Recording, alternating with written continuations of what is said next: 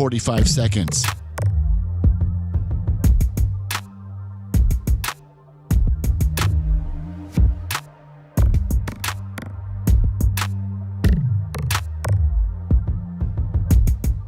"30 seconds.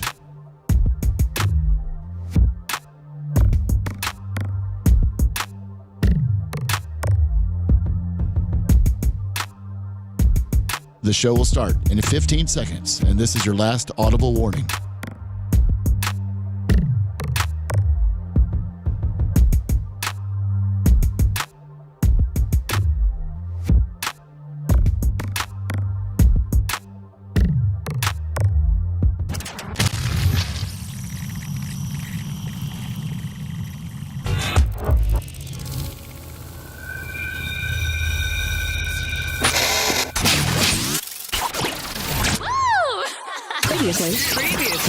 Previously on the Bubba the Love Sponge show. He's all over her. And he's all over related. him.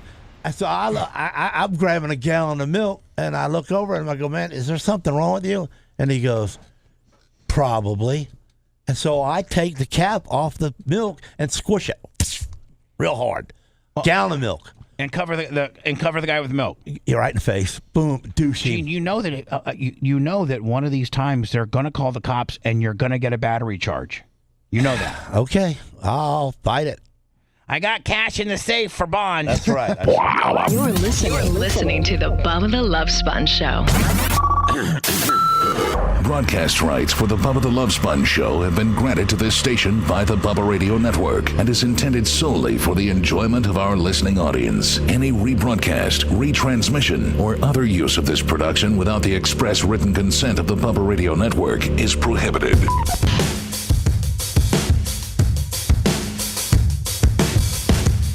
No, this isn't Thursday of last week. This is not a best of. You're singing it. Well, it is a best of, guaranteed. Well, yeah, that's true. You will be hearing some of the best programming you ever have heard, since we have the most talented co-host in our whole entire roster lineup. In a very rare appearance on his Monday. What you saying? Yeah, Gene is gonna be. Well.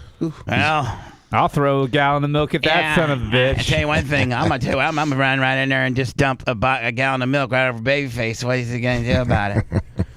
I need to take Gene aside and say, Gene, we don't have to be making stuff up now, bud. I mean, if a guy really did sniff your wife and made you that mad and what have you, and you did have a dumping a gallon of milk over the guy's head story, that's great. But we got to making stuff up here, bud. Do you think the guy just stood there while the whole gallon poured out? Because gallons of milk don't just dump out. No, they take They take time. They take time. I don't know the scientific clugging, but I think it's about 8 to 12 glop, glop, glop.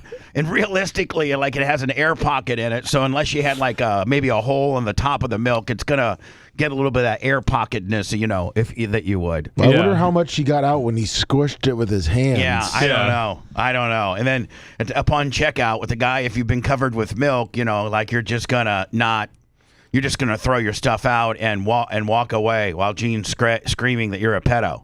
I don't know, man. He's a pedo for sniffing his wife? Yeah. Exactly. That doesn't make a lot of sense. That doesn't add up. I mean, if you really start breaking it down, it doesn't look good for us. So let's move right along if we could. So I get this frantic call from Dan on Friday.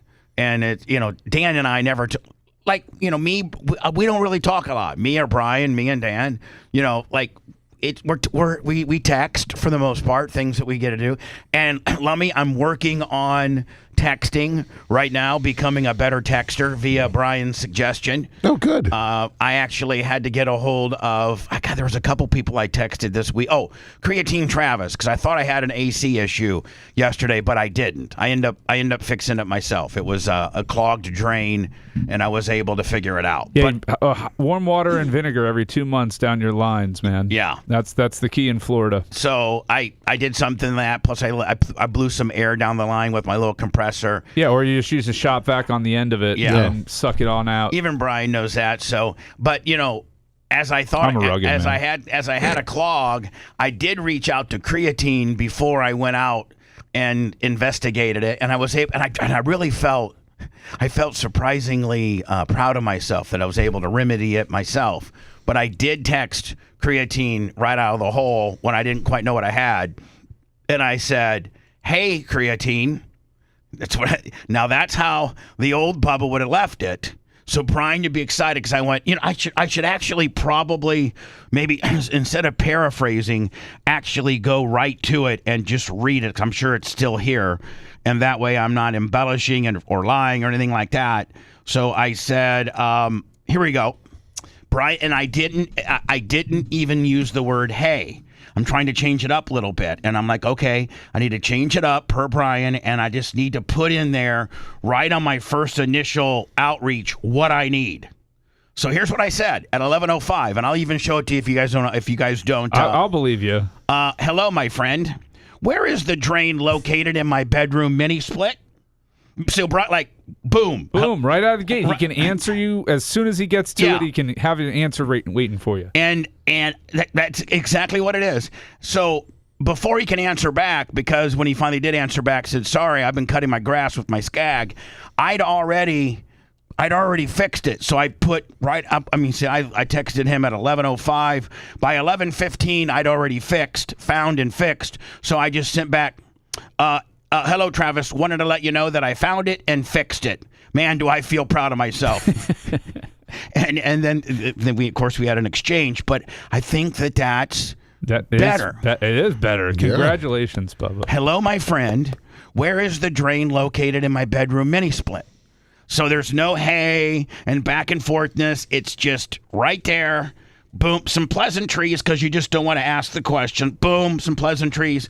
Then go right into what you need. It's more efficient and saves time. It's like the scene where Brendan walks out of the grocery store with the toilet paper and that he bought all by himself, and he throws his fist up in the air and Step Brothers. Yes. So Dan calls you on Friday frantic. Calls me on Friday frantic. It's like, oh, Bubba, I just want to let you know. I hope it's okay, but I've already taken care of it. I'm like, what, Dan? You're on vacation. He goes, I know.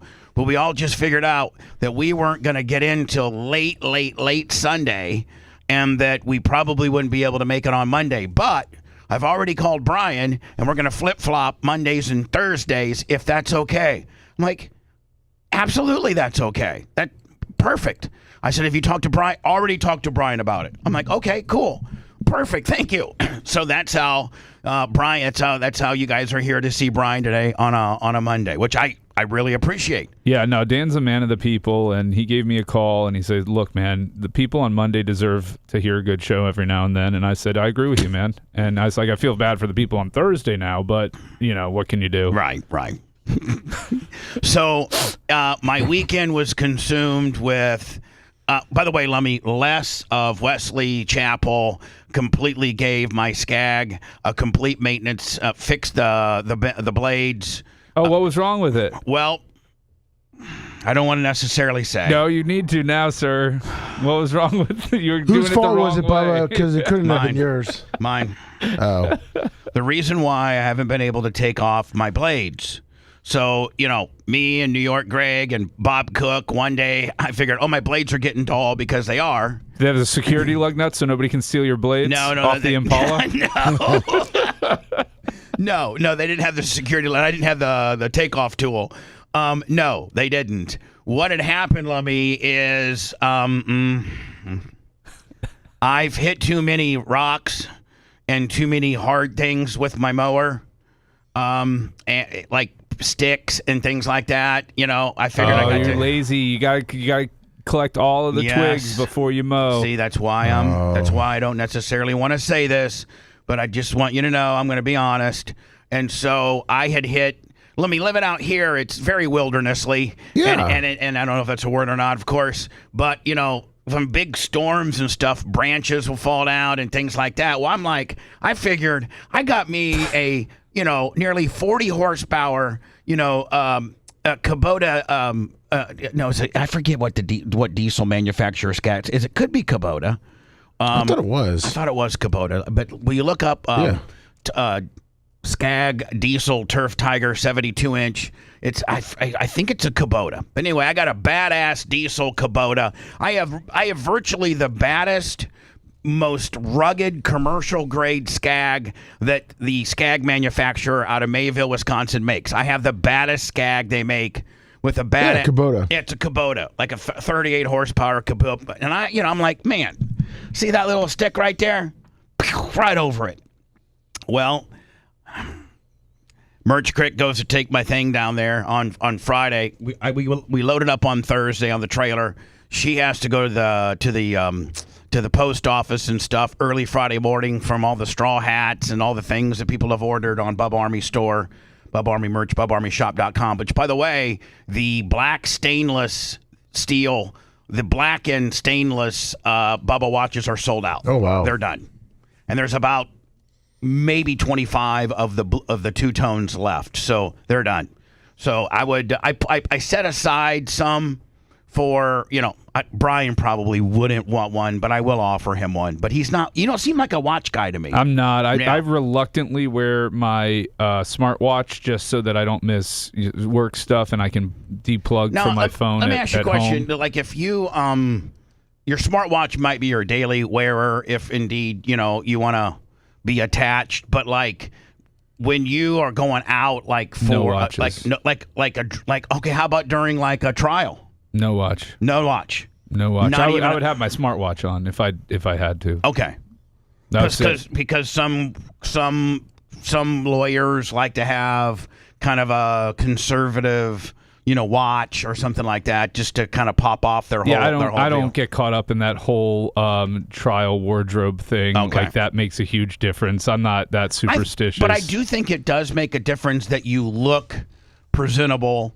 I mean, you look presentable. You wear a suit and tie. You don't look like a disheveled mess, and you go up there and you present your case. But there are some people who look like disheveled mess. There are some. I have seen some attorneys that look like disheveled messes. Oh no, look. Sometimes that's part of their strategy too. Oh, okay. Yeah. So anyway, Lummy, I have hit too many objects with my blades, and I bent the bolts. Oh, God. That hold the blades up to the mower deck, and so 2 of the 3 were bent. They found remains of homeless people from Nassau. Yeah. So the guy that worked on it and gave me an oil change and did all that. He didn't yell at Erica, but he told Erica, tell Bubba that he needs to get his big ass off the mower when he's getting ready to run over a stick and move it, because that's what's caused these bent bolts. Now they put brand new bolts in it and new blades and everything. Wait, you made Erica take it in because you were embarrassed? Well, no, because I he needed was it. working. I needed it back by Friday. Like I needed it. I needed it Friday afternoon. I mowed. So if I got off the air at 10, so by the time I got off the air, she's already back. They opened up at 8:30. Oh. And they'd fixed it in an hour. They changed the oil, gave it service, put new blades on it, and fixed my bent bolts by 10 o'clock. That way, I was able to get on the mower and mow before the torrential downrain fall that we got. Why would I bother getting off the mower now when I know they can fix it? I'm going to have to pre-walk my property. That ain't happening. You're just going to get the bolts fixed every 6 months or a year. I know that I'm going to get killed, but listen, lesson learned. And Lummy, we also have to do something with that goat area. I don't think a stick is going to bend a bolt though on a mower like that. You had to hit some other stuff. I have. I've hit some other stuff. Some big branches. Yeah. Yeah. We need to get that goat area. Tuesday. We're working on a Tuesday. Well, can we get all the wood that we took from the Nassau building, including that 4-post stair set that I don't know why they brought, but that needs to go in there for them to climb. Yeah. And then some other wood we got set aside for them to climb. And then if we could take maybe some of the branches and things that are in there that they've already eaten down to zero that now just look like, dead tumbleweed branches. Probably take that out of there to the burn pile. Yeah, some fell through the storm because on Saturday I started throwing them. I was going to throw them over, but I have a plan on Tuesday. We're going to if we could take them out. Yeah, take them to the burn. Yeah, if we can get all the twigs and sticks and branches and throw them in there, let me while you're here. Tuesday while you're out, you might as well just walk the whole property. Of course, yeah, that's what I figured I'd do for you. Yeah, I appreciate that. Thanks. So anyway, I cannot think less of Wesley Chapel enough, Eric and the boys. That I think Edwin is the service guy that took care of the mower. Thank you so very much, and I'm going to try to get better. Just like, Brian, it's just like on my texting. I'm trying to get better. Well, I need to get better on mowing. I know that every rugged man really does walk his property and try to, I'm getting a little bit older, and we got quite a bit of property here, and it's tough to walk the entire thing. But you got the Bubba Army straw hat. You throw that on. Well, actually, you put on your big boy shoes and you take some steps. Here's what I got to do. A piece of straw hanging out of your mouth. I got to windstorm it. Well, I was gonna say, don't you get your 4-wheeler back too? Yeah. So then you can take your 4-wheeler around. I think Bobby from Live Fast. I think he's dropping off the Crown Vic and the 4-wheeler this week sometime. So I think I get that back. So what I could do is I could get my 4-wheeler, my little Suzuki 4-wheeler, and have Merch Crick sit on the back of it, and then we drive all around the property. She hops off, takes the stick, and throws it over the fence or whatever hell we're going to put it. Throws it over the fence. Might as well. Yeah. No, as long as it's not on the neighbor's side, because the property over there, Brian, which would be north of me, is owned by Pasco County, and so they're never going to build on it. Because I think they bought it for an overpass that they never put in. So we've inquired about it. Just who owns it, what's going to happen. And supposedly Pasco County owns it, and it's never going it's a lockout. Like they're gonna use it for wilderness and green space and things like that. So supposedly that's never going to sell. Hope not. I don't know any neighbors over there. But in the meantime, Brian, if the county owns that space, by the way, they don't do anything with it. It's so thick and dense over there. Might as well throw all your sticks over there, right? I mean, wouldn't you? Yeah, I would. I mean, you would. Brian probably wouldn't. Brian would probably collect them all and then do whatever. Bundle of sticks. Sure. So anyway, my mower's back, courtesy of Wesley Chapel. Don't forget 2 other locations. They got a location in Bradenton. They got a location in Clearwater. So how'd the mowing go on Friday? I didn't get a chance to mow. So you made Erica do it under the auspice if I was to be, I need to mow Friday, and then you didn't. I could have lied to you and said it went great, but it ended up. So I tape a couple things on Friday, and I go to mow.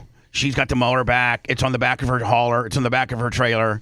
And I go to mow, and then the absolute bottom drops out here Friday about 1 o'clock when I'm getting ready to mow. I mean, it is. Oh, that storm on Friday was impressive. So, I mean, at least you know that. There was no way you could have gotten it. No way. I mean, it literally, I was getting ready to go take it off the trailer. I put my mowing shirt on.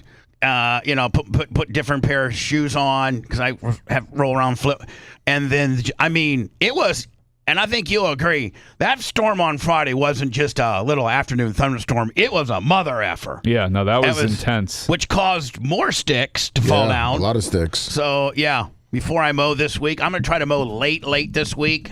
Because we're supposedly now is that tropical system moving away from us? Yeah, the depression's moving up the panhandle. Now I think we're going to get less rain than we initially thought. Well, it felt beautiful out this morning because you could feel the moisture just being pulled out, and the wind was that low pressure is very nice to have off of to our west there.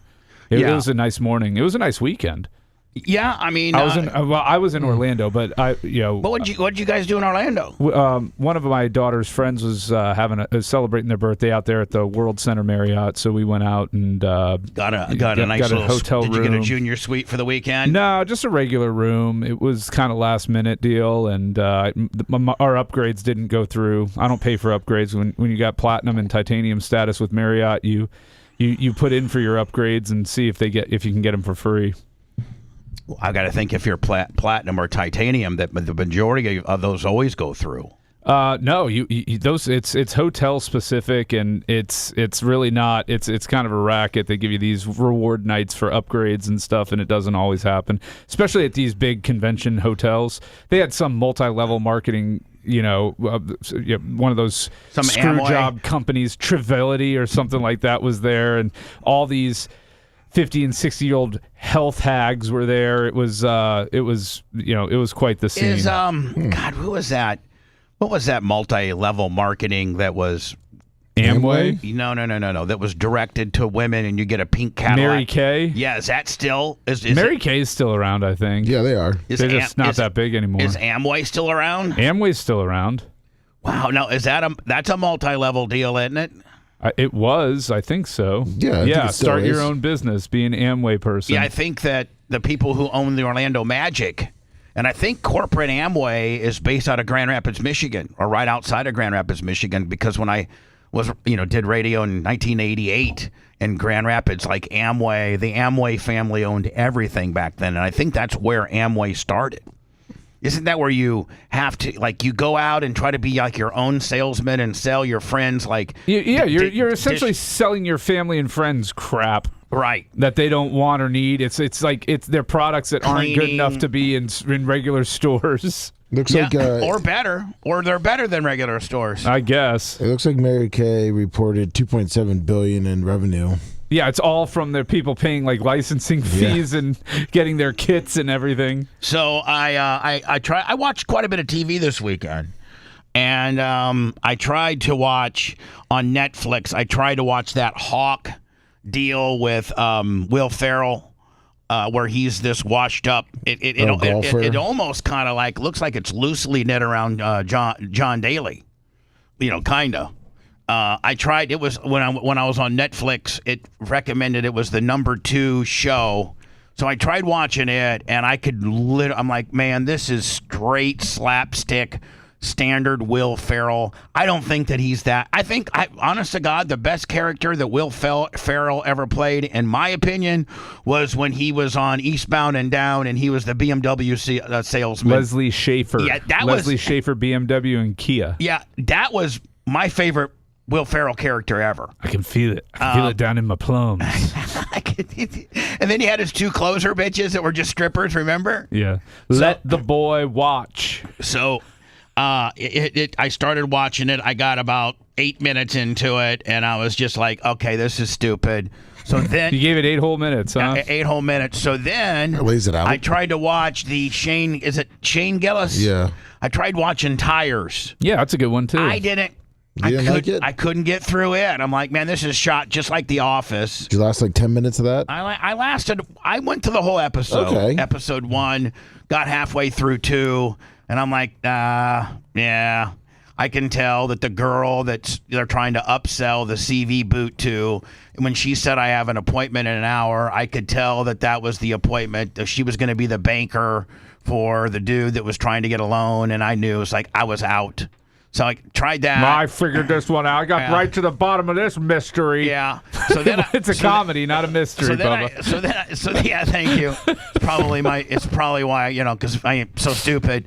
So then I got into the Rays this weekend. Oh, God. And what a terrible! God. You should have watched the Hawk. My God, the Tampa Bay Rays. I know this is somewhat local and not global entertainment, but they are one of 31 Major League Baseball teams. 30. Yeah, nice whatever. try. Sure. They had the fourth best record. By the way, they left 45 in 4 games. They had a doubleheader on Friday, and they left 45 men on the base paths for 4 games. That's what 1 point. That's 10 point, almost 11. Yeah, it's 11.3. 11.2. 11.25. 11.25 runners on base. I don't know that you can win a ball game if you leave nearly 12 guys on base every game. You can if your pitchers are rocking it, but not when they're giving up 6, 7, 10 runs a game.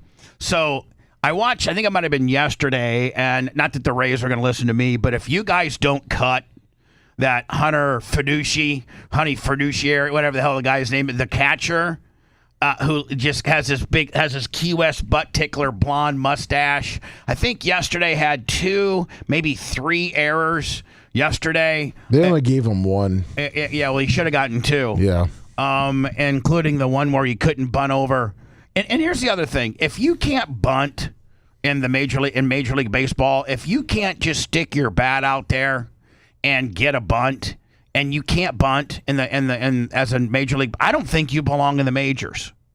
Well, they're going to have to cut like 30% of the major leaguers these days. I mean, they don't practice it, Bubs. Nope. Well, they do, because I was watching the Rays pregame. No, there's certain players that practice it. Not Yeah. every player practices enough. Anyway, if they don't cut the catcher immediately. Do you know he has a higher WAR than Nick Fortes? He does? Yeah, Hunter Fiducia has a .4 WAR. Fortes has a -0.2. Yeah. So Well, who's their number one guy? I know they got a hot shot catcher in the minors. Well, Caden Bodine is down there, and then there's another kid down in the minors, but they're like AA level. They're not ready for the big show yet. I mean, so you're telling me, Brian, the big hot shot guy in AA, he would come up and do worse than Fiduciary. Most likely. But you got to think these catchers also have a rapport with the pitchers, so they know how to call it. Well, that rapport didn't last too good with McClanahan yesterday, who I think he walked 8, I don't know, 7, I don't know how many he walked. Yeah, he was off yesterday. I mean, if the pitcher doesn't have it, he doesn't have it. You know? Well, But you got I mean, they have it to where, certain pitchers like playing with certain catchers. Yeah, And how they call it and different things like that. The Rays I think they've lost 5. Is it 5 in a row? Yeah, the Red Sox have won 13. Yeah, the Red Sox are within 6 now. It's pretty scary because the Red Sox are definitely better than the Yankees and the Rays right now. Right, and the Red Sox have won 13 in a row. Yeah, they just 13 in a row. Now, do you like the Rays' chances as they go up? And are they playing 3 or 4 in Toronto? I think we got 3 in Toronto, and then we come back home and I think play Kansas City. I think, but I mean, do you like? I mean, we got Cleveland at home, so we got 4 in Toronto actually through Thursday. Well, by the way, I think we're the worst, one of the worst teams in baseball on the road. Yeah, we're not doing great, and then we got Cleveland at home for 3. I think Texas at home for 3. I think the Rays are the best team in baseball at home, and the worst team in baseball on the road. I don't know that we're the worst team on the road. One of the worst, yeah. Yeah, I have to imagine that one of the bottom feeders are worse than 21. I mean, the Angels are 17-34. We're only one. Kansas City's 17-33. Detroit's 19-30. So we're not, we're down there with the bottom feeders. We're down there with the team. We're not with the teams that are in first place. Right, that's for sure. Right. And but we're lights out at home, like lights out. Yeah, 35-15, best record in baseball at home. At home, but about the 5th or 6th worst on the road. Now, Brian, let me ask you a question: is that something that fundamentally they're doing wrong in traveling, or their travel routine? No. I think I think the Rays are more indicative of the team they are on the road. The Trop, because of the new roof, I think it's so much brighter in there and so different. I think that teams are legitimately having a difficult time adjusting because to nobody's picking up seen the it. ball in the Trop. Yeah. Because the Rays whiter. have It's and whiter. they haven't. Yeah, it's whiter. Yeah. It's way brighter and whiter in there. Like it feels like you're outside almost during a day game, and it wasn't like that when the ceiling was old and dingy. So any guy that's played there before in the last 3 years, one of which we were at Steinbrenner. So for that, if you are a guy that comes into the Trop and you know what it was when you played last, chances are you have no idea how much brighter it is, and so you can't refer back to what you kind of used to think because it's completely changed. Yeah, picking up the ball and things like that is probably a lot more difficult, because if you look at our pitchers splits, home versus road, that's where you're going to find the biggest disparity between our players. I think that the hitters are a little less of a disparity. We're definitely hitting better at home than the road for the most part, but the pitching is where I think you'll see the biggest. It's also because you got to think with relievers. The relievers, because the Rays love using so many pitchers that outside in the different elements. I think our pitchers, they play better at home. It's a controlled environment. And is this gonna be the standard Rays flop? On the second, after the All-Star. I mean, this is what we do. No, I think we'll take 3 or 4 from Toronto coming up here. We'll be okay. If you look at the wild card, we're still 11. We're still about a plus 11 on the wild card. It's down a little bit, but yeah, we're at up 9, enough. or at least 9. We're 6. No. Yes. No, but is that including? How many games behind their third place team is? Yeah, the one game behind, so 7. Yeah, it's not a lot. 7 games ain't a lot. Well, no, not when you lose 5 in a row. Not when you're on a losing streak. And not when there's 2 months left of the. Yeah, there's a lot of time left. How many games are left? Like 60? Let's see, 89, 90. They got like 70 games left. if they go 5. I'm sorry, they got like 60 games left. You're right. We're right at 100 games. Yeah, so 62 or so. So if they go 500 baseball, theoretically they should be a wild card team. It could happen. Yeah. It also might not. Yeah. Baltimore's gotten hot. They've won 7 in a row. I mean, our division is coming alive here. Well, I'm done watching them. I can't watch them because they're up. I turned Check over. back in mid-September. We'll see where we're at. I look. I watch. We're up 6-2. Right. I'm watching 6-2. I flip back over to World. I don't know. I flip back over to something, and next thing you know, I flip during their commercial break because I was watching something about Al Capone. And I was just watching all type. I love World War II stuff, so I was watching things about World War II and Al Capone. Then I flip back over to the Rays, and it's 6-6, and I'm like, what? So anyway, I'm just I'm pretty much I'm giving up. I don't know. When I return, I actually watched for the first time in my career. Or in my life, I should say, I actually made it a point to watch the World Cup yesterday. Now, I did flip it back and forth to the Rays, but I missed very little of the World Cup. And I got some observations.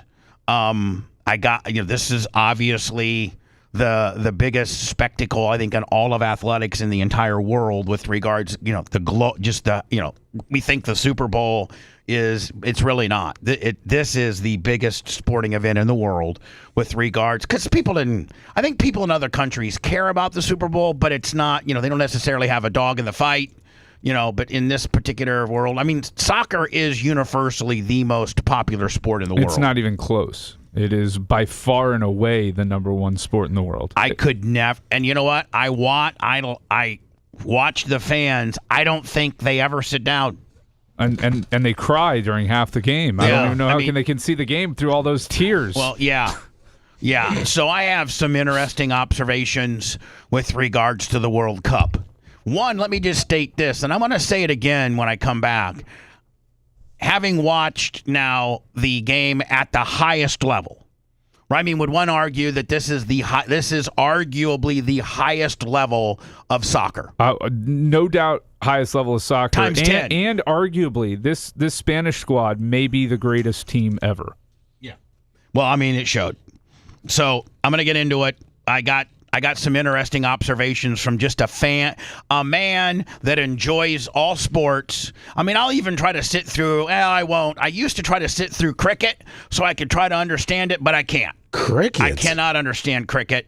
But like if the U.S. Opens it's the second on, most popular sport in the world. But if I'm not necessarily a big golfer. I'm not necessarily a big golfer, but I'll watch the last day at Augusta. Did you watch the last day at the British Open yesterday? No, I didn't. Oh man, what a great story that was. I didn't get a chance. No, I was too busy watching the World Cup. No, that was on earlier. Oh, okay, the British Open ended 5 hours before. I was watching the Rays.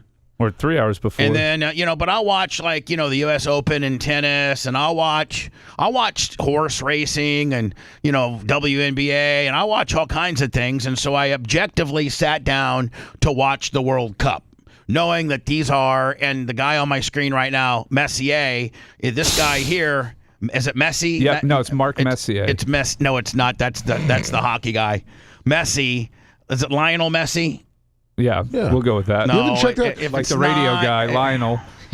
It's this guy Lionel Messi. Number 10 for Argentina, which, by the way, I think he plays during the regular season for Miami.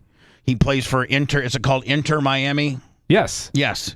I got that one right, did I not? Yes, you did. But, he is him, Pele, Ronaldo, and then one other guy starts with an M, are considered the top 4. Maradona are however you rate them based on what era of soccer you watched are considered. That's the Mount Rushmore of soccer. Like, I don't think anybody disagrees. So this guy who plays, Messi, who number 10, who plays for Argentina, was on the field yesterday. Argentina is trying to repeat. They were the 4 years ago World Cup champions. Messi doesn't play for Argentina, except when it comes to world tournaments like this, as to where you're from. This is where he was born and raised, so he plays for this country, Argentina, when he's in the private sector or when he plays for Miami. And I think he's been a journeyman where, I actually Googled him yesterday. Do you know that they've estimated through his sports career that Messi has made $1.8 billion as an athlete, and he does about $145 million a year with endorsements. He's got a lifetime deal with Adidas. He has ownership of MLS and Miami and Apple and all of that stuff, man. So they're saying like his yearly clip is about $145 million, and he's worth nearly $2 billion. So this guy is the premier guy for Argentina, and they play Spain yesterday and the World Cup. It's the first time that I've just really, really sat down and watched pretty much in its entirety, other than me flipping around a few times and seeing a couple other things, because this was one of the most boring games I've ever seen in my entire life. It was 0-0. It took 125 minutes. 125 minutes for them to get to the winner. Now, the normal game ends at 90 minutes, and they kept tic-tacking all these extra times on and things like that, which is some of my observation with regards to the sport. We'll break down the World Cup next. In the Love Sponge monarchy, thou shalt not challenge King Bubba's authority ever. Say it. He's not on drugs. He's just weird. The Bubba the Love Sponge show returns after these words.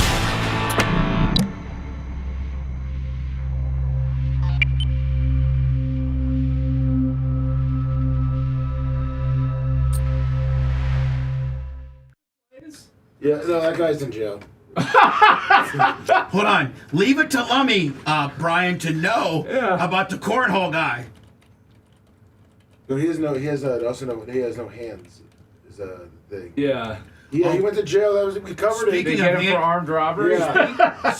Speaking of handicap, Brian, I rolled up on a couple of people that have Down syndrome on Instagram that are killing it. One is a girl who is like a hot, sexy chick with Down syndrome.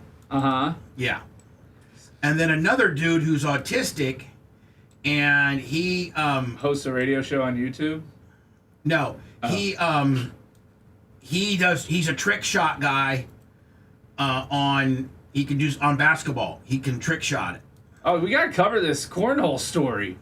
We did. Oh, you did? Yeah, the arm. Remember, it was good. It was a while ago. Oh, yeah, it was March. Yeah. 20 arrested, charged first and second degree murder. They found because he used to do videos where he'd show with his nubs how he shot his gun. Jesus Christ. Yeah, there's a 10-year-old. This kid was like at 10. He started when he was like 8. He's like well, you know what though? It's not a real sport then. Okay, if one of the best players in the world can be 10, it's not a real sport. Maybe that's just how good he is. Come on. He's out there beating grown-ass men at 10. It ain't a real sport. It's a game. What's up, 843 operator? Good morning, Cable Dog. Somehow I can't get into her. Oh, never mind. My bad. Uh-oh. What? That one Instagram might be fake. Oh, okay. Should I not play it then? Because I looked it up real quick, and it says it might be a fake influencer. All right, then I'm not going to do it. No, obviously the basketball guy's real. No, the basketball guy's real.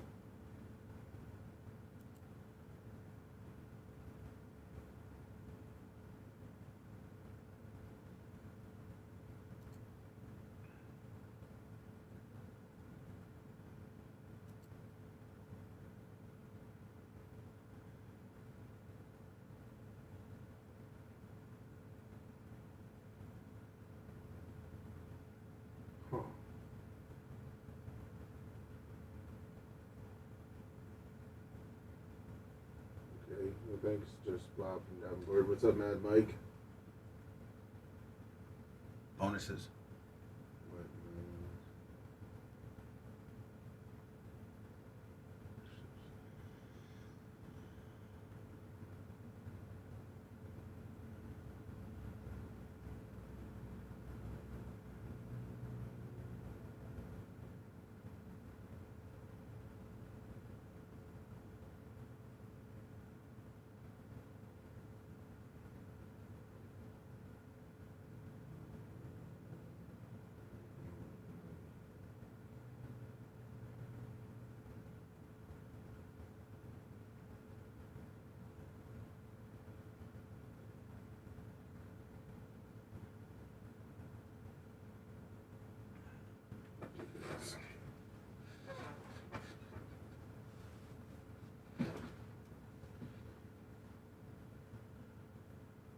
What's up, Glenn Longnecker? Good morning, Glowbug.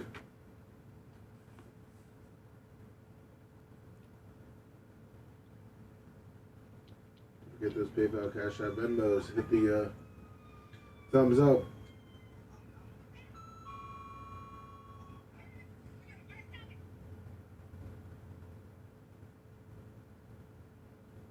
I'm going to email you something to send me. Okay.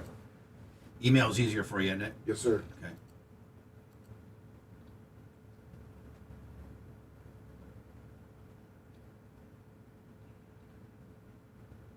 Somebody from Mass. This is a piece.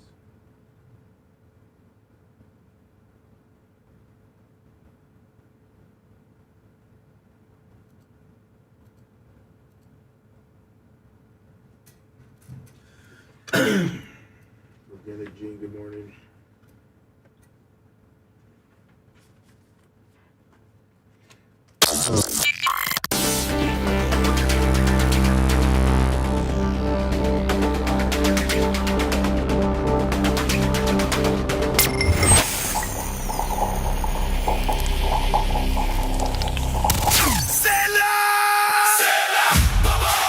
Hey, it's Bubba the Love Sponge. If you're looking for a Volkswagen or any quality used vehicle, it's Volkswagen of Wesley Chapel. You can get financing as low as 0% APR on new VWs and as low as 1.9 APR on certified pre-owned. Over 200 new VWs in stock. Over 200 used vehicles in stock. You're looking for a specific car or truck or something they don't have? They'll find it for you. Mention Bubba Army, get an additional $1,000 off new or used. No questions asked. Ask for my boy Rolo. For more information, go to VWofWC.com.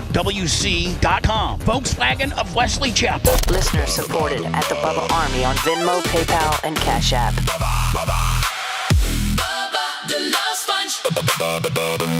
Now, back to the Bubba the Love Sponge Show. The babyface in for Dr. Dan today. Dr. Dan will be in for him then on Thursday. So we got tomorrow, Dan and Jay. Wednesday, Lasker. Thursday, Dan and Jay. And then Friday, Lasker. So that's how it's shaking all out. I was going to tell Dan, hey, can Brian do Thursday too? You should. That'd really crush him. Oh, I'll be like, Dan, Tuesday's good. But, Thursdays are just so Brian. People are going to be flipped out. I got to have him back. Now, let the people on Thursday have a taste of Dan. Thanks. Let them have the World Cup happened yesterday. And it was the finals. Yeah, the very, very, very much finals. And they've been doing this now for how many total countries were invited? 48. 48 country. And, they pare it on down after nearly 60 days? It was 5 weeks. 5 weeks. They pare it down to 2 with the finals being at MetLife Stadium and where the Giants and the Jets play just outside of New York, actually in New Jersey. Really, I think this facility is pretty nice. Yeah, it's kind of old. It's big though. Is it? It's what 90? I think it's 90,000+. MetLife. Yeah, it's big. Yeah, it's big, but it's kind of crappy inside. I mean, where else could they have it's had not that it? old? Where it's else like could they have 20 had years it? old now. I mean, I think they wanted it to be outdoors, and so unless you have it at Ohio State or Penn State or Michigan or... They should have had it in L.A. It's only been open for 16 years. I don't know that it's a crap hole. Yeah. That's not what I've heard. So you're saying they should have had it at where the Rams play? Oh, SoFi? Yeah. Or Vegas? No, Vegas can't do it. The pitch has to be a certain width for the field, and Vegas, they have a tray system for their grass that goes outside, and it's not big enough, and it would have cost them over $100 million to retrofit it. I actually saw a document. It might have been on Fox where they covered this game every which way they could.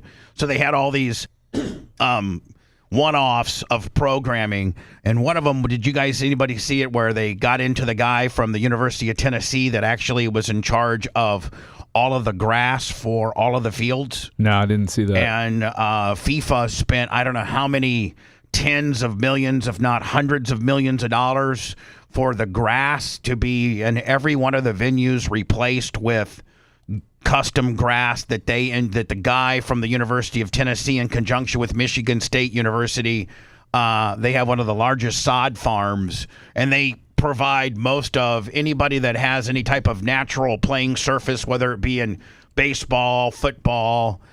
They do the majority of the sod work for, a lot of professional teams abroad. I mean, domestically. Well, Greg Kittle is not happy about that.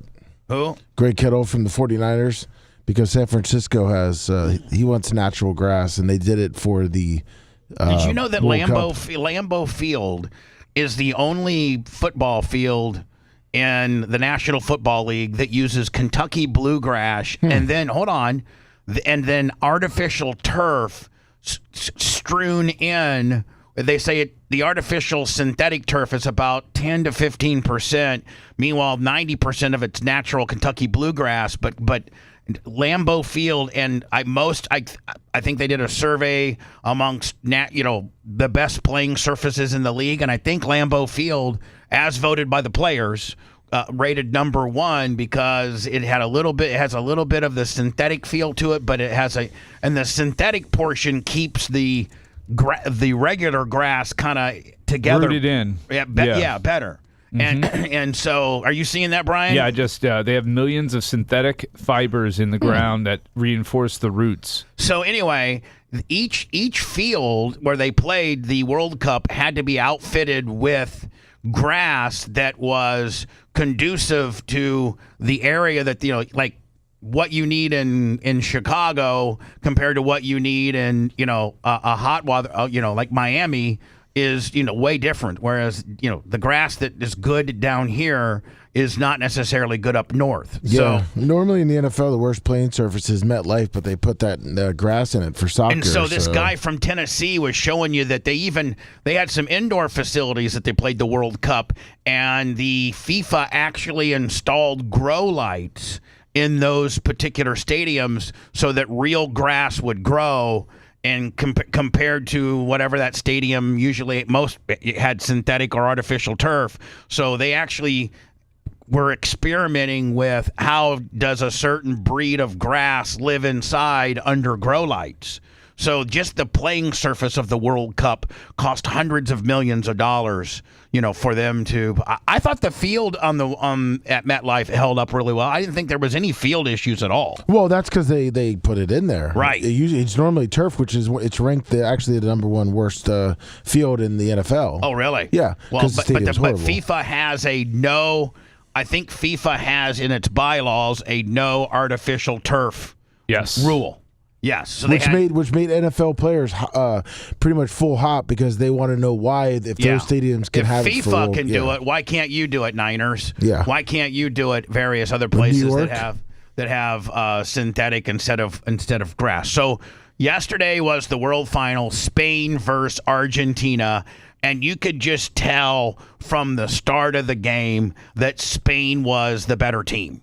Just because, as I'm watching it, Brian, and you watch the entire thing, pretty much like me and Lummy did, it's like I think at one time it was 18 shots to nothing with regards to shots on goal. Yeah, it got to 20-0.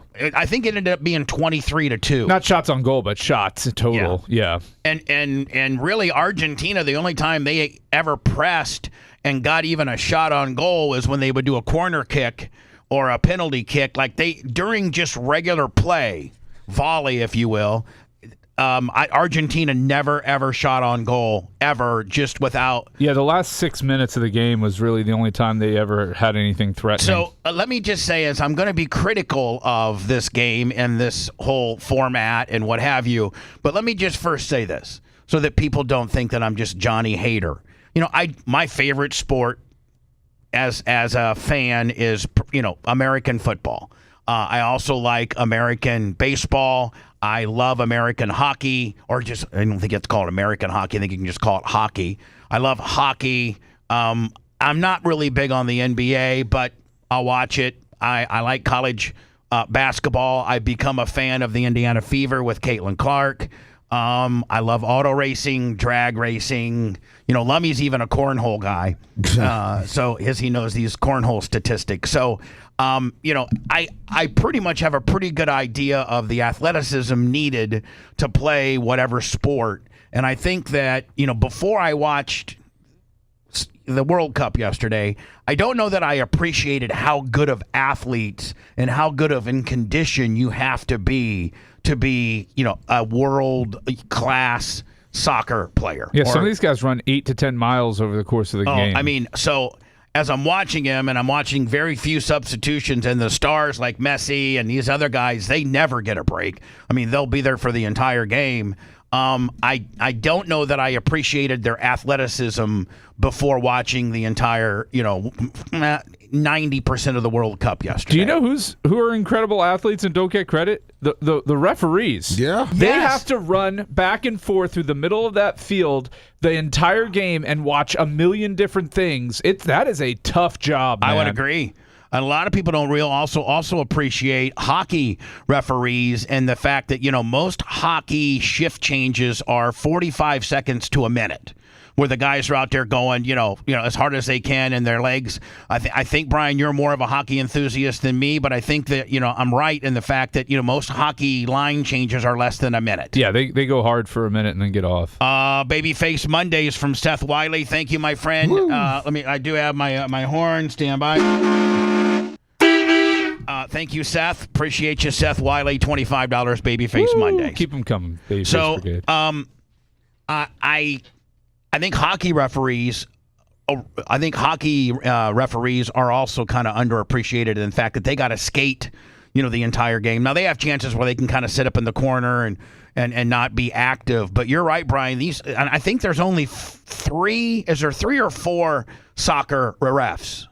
No, you've got the main ref on the field, and then you've got 2 side judges or whatever. The flag guys, the flag guys, yeah. The side judges. And I got to tell you, as I was watching the World Cup yesterday, that referee, although I think he blew the red card call, which I'll get into. No, he didn't. But that guy was jacked and he was in shape. I mean, he was, and you're right, Brian. He probably runs at least 10 miles a game.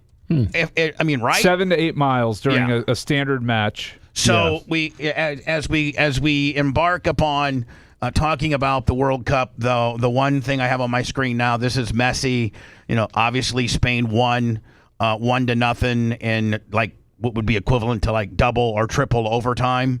And so that's another thing I got to get into. The picture shows Messi sitting there. Now, a lot of people are saying that he's done. Is he done now, or will he? He's 39. It's hard to envision a 43-year-old player being effective in the World Cup for their country. I mean, will he go on to play for Miami? Yeah, he's still going to play professionally a couple more years, but I think this is the beginning of the end for his career. So, the one thing that I didn't know. Now, I know the NBA has a kind of a reputation of flopping, and there's a couple other sports that flop, but not nearly to the degree of what I saw yesterday. Now, I want to make sure that I preface by saying I think these guys are way, way more talented and athletic than I gave them credit for, because I've never really watched a soccer game in its entirety. I've seen, various pieces of soccer game, but I again watched the majority of the World Cup yesterday, and I didn't realize how much, for as rugged as they are and as good of athletes as they have to be, how much of a bunch of flopping ass animated pussies these guys are. And it's to the point where it's really part of the game now. It's, in my opinion, it's like part of the game to try to flop and get your other guy in trouble.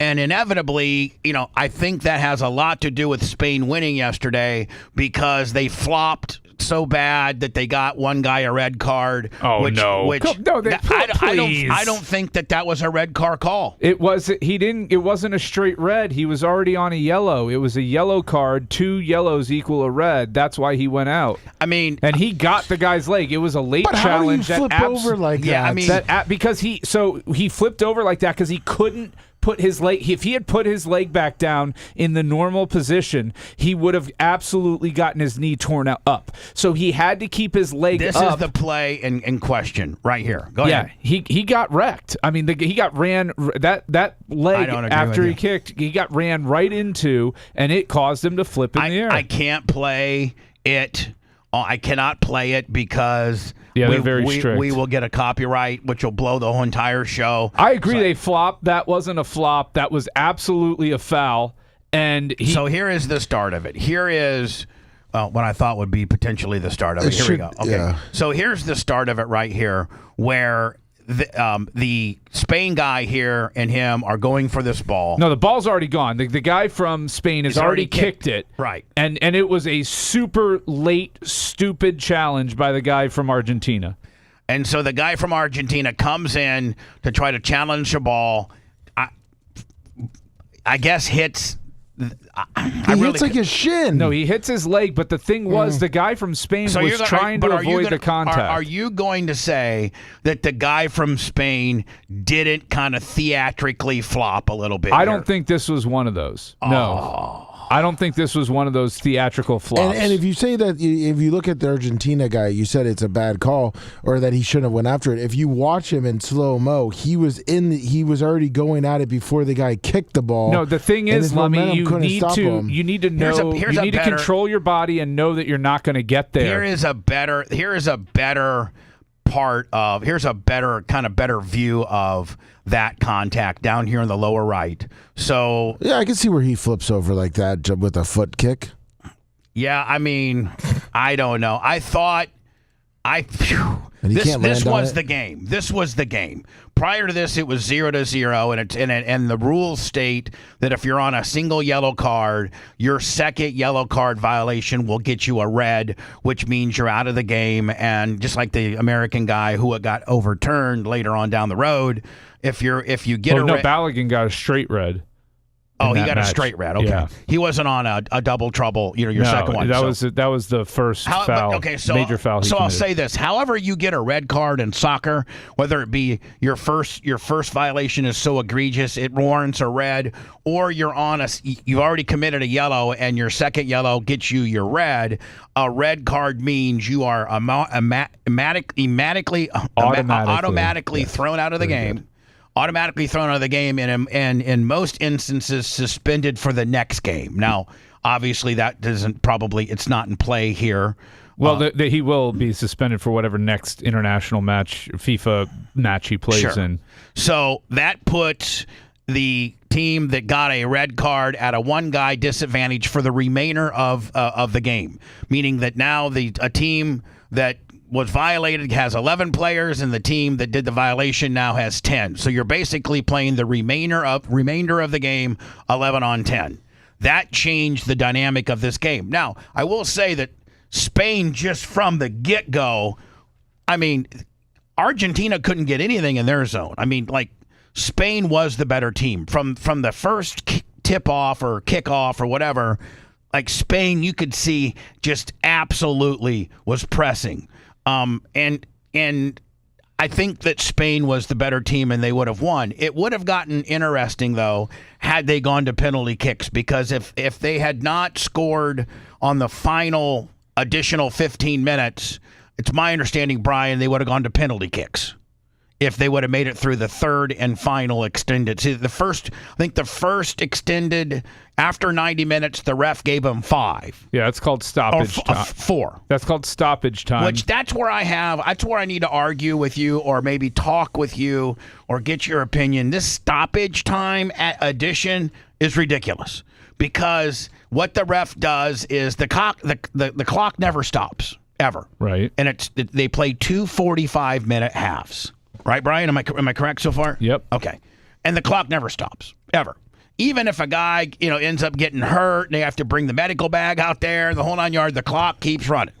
So what the referee does is, after the end of 90 minutes, he tries to calculate how much downtime they had, which it's my understanding that they don't necessarily. Do they have a clock where somebody actually is on a stopwatch and actually keeping track? No, it's not strict like that. That's where I think they can improve the game, firstly, by having somebody just have a stopwatch and calculate a better calculation as to how much downtime they did. I think that would be a very much an easy improvement for they to do. Or they stop the clock only on injuries. the clock keeps running on out of bounds. The clock keeps running on minor fouls, on penalty kicks, and all that. The clock never stops. But if we're gonna go and a guy's gonna sit there, he flops and then he supersells his injury, and then they take, because it seems like flopping and superselling your injury has now kind of incorporated itself as a strategy of the game. Yeah, time wasting used to be more so. Now the rules have changed. If you flop and you lay on the ground for a certain period of time and require any sort of medical attention, you have to go off the field for at least 1 minute. Yeah. So they've created a penalty aspect to it, which made it a lot. If you thought it was bad in this World Cup, you would not have liked to have watched it like 2 or 3 World Cups ago. So you're saying that so what the referee does then is at the end of regulation, 90 minutes, he then has the scorekeeper add what he thinks.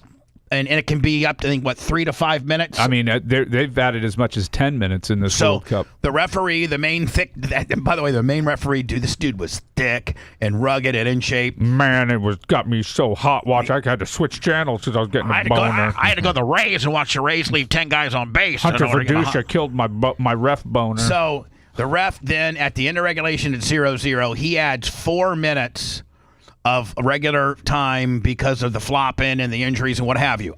The whole situation by doing one or two things: stopping the clock during injuries, or actually having somebody with a stopwatch over there and, start and give you a better feeling or a better time as to the flop time. But instead, the referee kind of just thinks about it in his head. He added 4. They went 4 minutes, still a tie. Now, at that point, I think, just based on chat GPTing and the rules and watching, now it goes into a 2 15-minute periods, correct? Yeah, it's called extra time. Yes. And that consists of 2 15-minute periods, both of which are subjected to flop time. Meaning, so after you complete the first 15-minute overtime period, and by the way, it's not sudden death. It's not, first goal scores. It is they're going to play the entire 15 minutes out. Yeah, it was taken away in 2004. It was the goal. It was called golden goal, where if you scored in overtime, in extra time, it's called extra time. Okay, in extra time. If you scored in extra time, the match would be over. So it was like a sudden death kind of deal. Yeah, but they got rid of that. So now if they're going to go into extra time, they're going to play the extra 15. And then at the end of the 15, they're going to add the flop time to it. So you got that plus flop time. Stoppage time. Stoppage time. And then you go into the last 15. You play the last 15 with stoppage time. And then if it's still a tie, you go into penalty kicks. I was hoping, and I think that the commentators were saying, if it did go into penalty kicks, that tend to favor Argentina over Spain. Which I don't know why. Well, the Argentina goalie was just on fire, too. That's a big reason. The Spanish goalie didn't have to do much the whole match. No, you and I could have been the goalie for Spain. And then all of a sudden he's got to stop things. And then historically Spain has not been great in penalty kick shootouts, and Argentina's been better. It would have been a travesty if this game went to penalty kick shootouts with how much Spain dominated Argentina. Yeah. So anyway, the only thing I didn't know is just how animated and floppy this game is. So part of it, just so you know, Bubba, and part of it is a holdover from the old rules, but you've got to make sure the ref sees the foul, and part of that is selling it, and so that is a holdover of the old rules where you've really got to make sure you flop around a little bit so that because he's looking at so many different things, he may not catch the foul that's committed. So you got to flop and sell it so that he can see that something happened over there and maybe make the call. Is there, for just the casual watcher or the guy, is it a thing, flopping and the flopping around? Is it a thing? Like, I mean, do people talk about how much they flop? And I mean, is that a thing, or am I just arbitrarily? No, that's why most people can't stand soccer. Is because of the flopping. Yeah, and that's why they say. And then the guy flops, and then they, like, A minute later, he's up. He's great, no problem. And if had it really been as bad as what he, flopped, the guy would have had they had to carry him off on a stretcher. But it looks like they got shot. The NBA is pretty bad too. They got sometimes where they show the ref after they switch it over. The ref goes to the guy and tells him to get up. Yeah, like, the ref will be like, "Get up," or he's doing that now because he's saying, "Get up," or you're off for a minute. Yeah, hello. Like he's not. They don't play with it as much anymore. Hello, who's this? Go ahead. Yes, you're on the air. Go ahead. Fantastic. You've been waiting here in northern Indiana. Hey, it's Bubba. Go ahead. You're on the air. Hey, how you doing? Good. I was listening to you talking about the athleticism of soccer players and whatnot, and I agree. They run a lot, and they have a lot of endurance. But I never realized until I saw a professional hockey game at rinkside, and it happened to be the Tampa Bay Lightning, how incredible the eyesight, body control, eye-hand coordination of a professional hockey player. I feel the exact same way. Hockey, television does not do hockey any justice. And I remember back in 91, 92, what was the Lightning's first year? 92? 92, yeah. Yeah. I went to my first game when they were, playing out the fairgrounds, and it was a promotion through J-Core / 93.3, and I got, we were right behind the goalie, and that's when I think, was it Pupa? Or not Pupa? It was, I forget who I don't know who our first goalie was, but it was one of our very first goalies, and it was the first time that I'd actually been to an NHL hockey game in person. And I remember whoever I went with turning to them saying, man, television doesn't do hockey any justice. And I would put hockey at number one. Soccer's probably right up there. Yeah. But as far as hand-eye coordination, having to be able to skate, I would say, in my opinion, hockey is the most challenging sport and the greatest hand-eye coordination. And the physicality you add to it as well. Exactly. So I would agree. I agree with you. When you sit at rinkside and you're sitting still, it's really hard to keep track of where the puck is. And then you think these guys are skating full speed up the ice in traffic, and they have to keep track of that little puck. And it's just amazing how their eyesight's got to be incredible. Well, I mean, their hand-eye coordination in conjunction with their physicality, in conjunction with their endurance, it's got the hand-eye coordination of baseball. It's got the endurance and leg, fatigue of soccer. It's got an element of basketball. It's got an element of football. Hockey, I don't know if Brian's going to agree with me or not, but I think hockey is the most physically demanding and has the greatest athletes of any sport. I think so, across the board. Yeah. Thank you, bud. I appreciate it. So, various pictures from the World Cup. Spain wins. Here's various pictures I can play because I won't get a copyright deal. Otherwise, I can't really play any video because I'll get a copyright deal. And Brian, I got to tell you, Spain was only a human hand away from it being 2-0 on that guy's breakaway when he was ruled offsides. Oh yeah. Oh man, that was a beautiful play, was it not? Well, and Spain got unlucky that the I think it was Nico Robbins or Williams, I forget his Nico Williams. His hair changed the trajectory of a shot. And the goalie from Argentina was able to make the save because of it. And had he let it go, it was going into the corner of the goal. Yeah. Now, he didn't know that. He tried to head it and change direction, which if he had gotten a full head on it, probably scores. But because it just clipped his dreadlocks, it sent the ball downward. Yeah. And otherwise, it was going into the corner of the net. The best head of the entire game was when the ball was going out of bounds. Erica came over during halftime. If you want a deep dive into the Bubba the Love Sponge show from the past, go to BubbaArmyHQ.com. We'll be back after these words.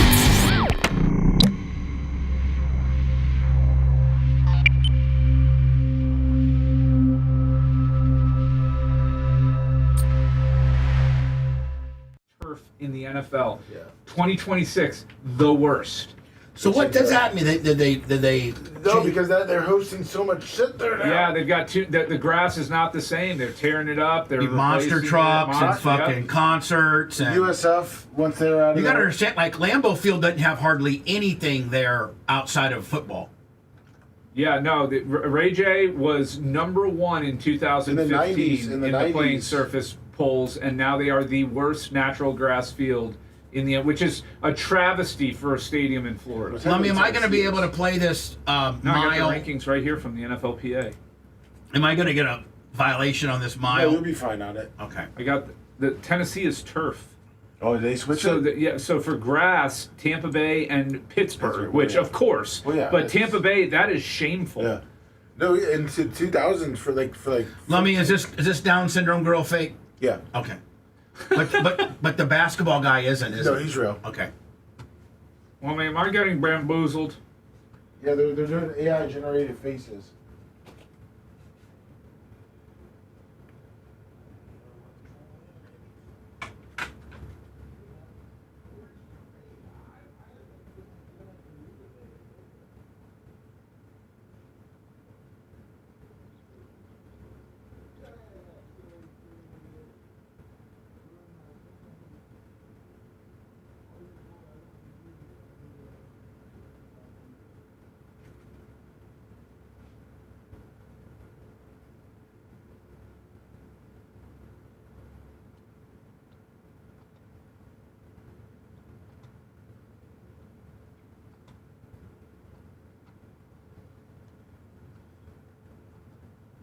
Good morning, everybody. How we doing?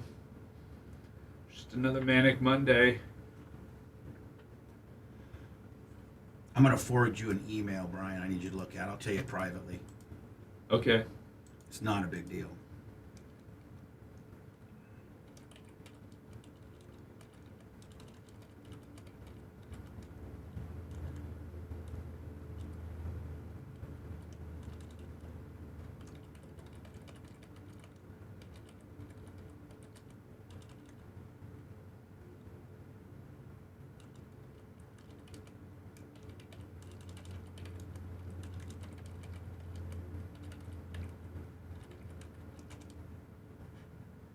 I've got the 3 questions for you, too. Oh, thank you. Yeah, of course. We'll do 3 question Thursday / Monday.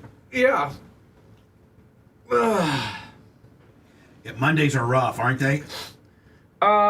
Just because you're coming off of a weekend bender, so to speak. It actually was. It's actually easier for me. Oh, for you? Yeah, because Wednesday nights we have bowling. Oh. And I don't get home until like 9:30, and then I gotta get my shit together. And so by the time I get to sleep, it's usually like 11:30 on Wednesdays. And last night I was able to take 2 Benadryl and pass out by 10. Should we change your day? No, I'm fine with. Yeah, but I didn't know. No, because there'll be more Mondays I can't make it. Oh, okay. Yeah, but like Thursdays from a traveling perspective and from a time off perspective, Thursdays or Wednesdays are probably would be the best days for me. But Wednesdays might be better because you don't have bowling. Yeah, I mean, If I could get Lasker to come in Thursdays and Fridays instead of Wednesdays and Fridays, I'd move you to Wednesday because it'd help your bowling game. Oh, come on. Jeez. What? No, he didn't ask it. I suggested. No, I'm not. I'm not looking to change anything. No, but I mean, I was saying if he's got bowling on Wednesday nights, that's going to make Thursdays tough. I mean, they're not that tough. I'm just saying this morning wasn't as tough as it normally would be, because Wednesdays are just, that Wednesday-Thursday stretch is a little tougher, that's all, for me. Yeah. But it's not a big deal. I don't know that we're bowling in the fall, so... Oh, you don't? No. I don't want to commit to another fucking 36-week season. You know what? After I did two bowling leagues. I did one with Dan and the boys, which was cool. Then I did one with Nikki on a bowling couple deal with Jimmy and his wife at Clevis. And after the couples one, I remember never again. I'm only at 13 years now. Is it a 36-week league that you're doing? Yeah, all years. It's not yeah, and then you do the summer too? Yeah. I think ours were on Wednesday nights, and I got to hate it. Towards like the last 10 weeks, I was just over it. We're doing it Tuesday.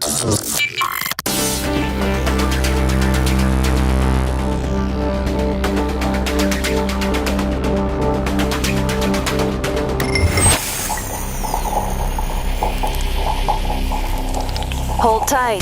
Bubba the Love Sponge.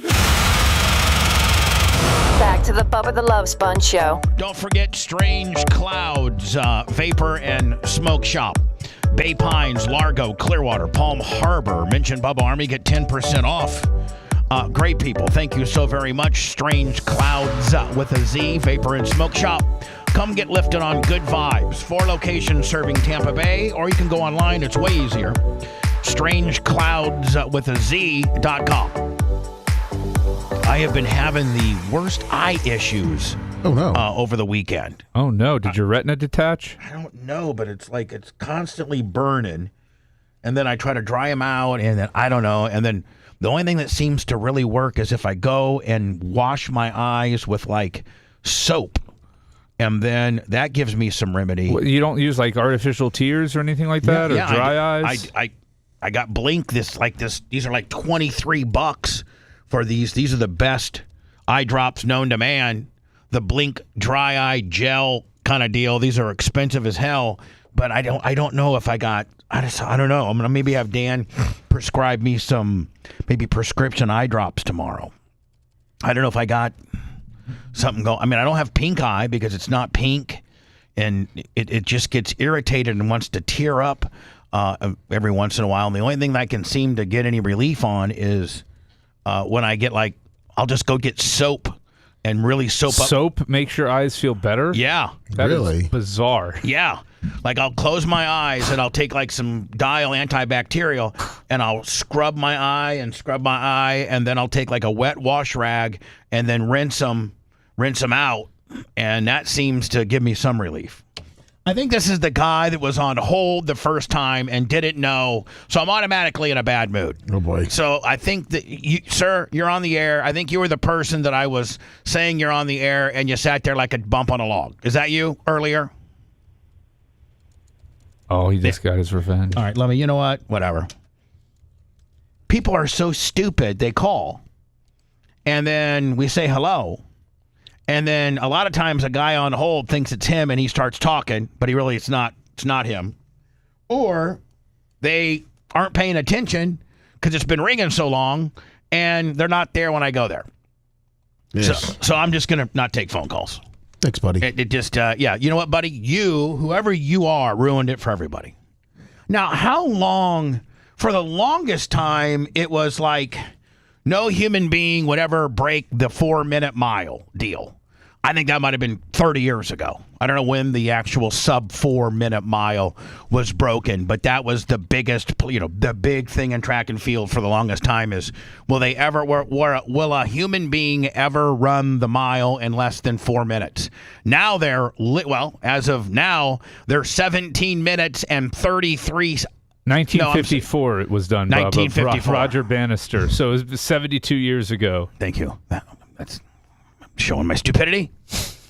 So 72 years ago, it was, can you break the 4? And they've been whittling it down ever since. And now they are, I think, 17 minutes and 33 seconds, or I don't know. Huh? Well, I mean, 17 minutes. I'm sorry, not 17 minutes. It would be 8 minutes, wouldn't it? I don't know. What? It would 3 be. minutes. I mean, I'm sorry, seconds. How many seconds? Yeah, it is? they're 17. I think. Well, if there's 60 seconds in a minute, Bubba. Hold on. Let me just see if I can calculate this. Okay, while you guys make fun of me. Okay, and I'm on the hot seat. If the new record is 3:42.66, then that would make it 17 seconds? 17 seconds and 0.33 What are you talking about? It's 222 seconds. Are you talking about 17 seconds a lap? I'm confused. I'm just trying to think. Please let me know what you're thinking, Bubs. I'm thinking about how much lower. Oh, how much they're below 4 minutes. Yes, oh, yes. okay. I'm sorry, Brian. It looks. I think 17.34 seconds. That's what I said. Well, we had no clue what you were talking about. By the way, women have not broken the 4 minutes yet. Okay, so I'm sorry. I thought you guys were in my head and you knew what I was thinking. What I'm saying is, we are now, as we've been whittling out below the 4 minute plateau, which was 72 years ago. we now have whittled it down 17.34 seconds from the 4 minute. As I think this is the Scottish runner Josh Kerr just broke the mile in a world record of 3:42.66 at an average of, listen to this, 16.2 miles per hour for a mile. At your fittest, what do you think the fastest you could sprint was, Bubba? Well, I can tell you at my fittest what my best mile time was. Okay. At my fittest, my senior year in high school, I think I was a 8:02. All right. Nice. I mean, that's not good. But for a 235-pound lineman, it was, we had to, I think we had to be below 8, and the coach gave me there was a pack of us that was Bubba rules? No, but there was a pack of us right there at 8. 8:02, 8:04. Like, the coach is not gonna. Now, if we were 8:15, 8:20, the coach, you failed. There was some kids that were a pack behind us. First of all, there were all the fast guys that did it like in 6:50, which is dumb because you don't ever need to run a mile as a lineman, right? That's such a stupid thing for a coach to be like. You got to run it in under 8 minutes. Here's the other thing Coach made us do: we had to run bleachers, and if you think about it, man, that is absolutely treacherous. But that's good for your legs, at least your explosion. Well, no, and hold everything. on. Running up, yes. Yeah. Running down, no. Coach would make us run up and down. So they should have. You got to come down somehow. Well, I know, but they should have made you run up, because you don't just dexterily. It's easier to run up stairs than it is to run down. Well, that's good footwork though, coming down the stairs too. Yeah, but you wouldn't believe how many people bit it. A guy. How many times did you eat it? None, because I wasn't part of the fast group. They broke you up into linemen and run skilled positions, running backs and fast guys, and then the linemen. So they gave us linemen a little bit more latitude on going down. Plus, they didn't want to blow our knees out. I mean, right? So, but yeah, a lineman running a mile. As a lineman, you need to have about a 30-yard burst is about what you need. At most. At most. So anyway, here's the guy that broke the world record in mile. Josh, world record ahead of you. What was the world record? Oh, probably like 0.2 slower than this guy. Really.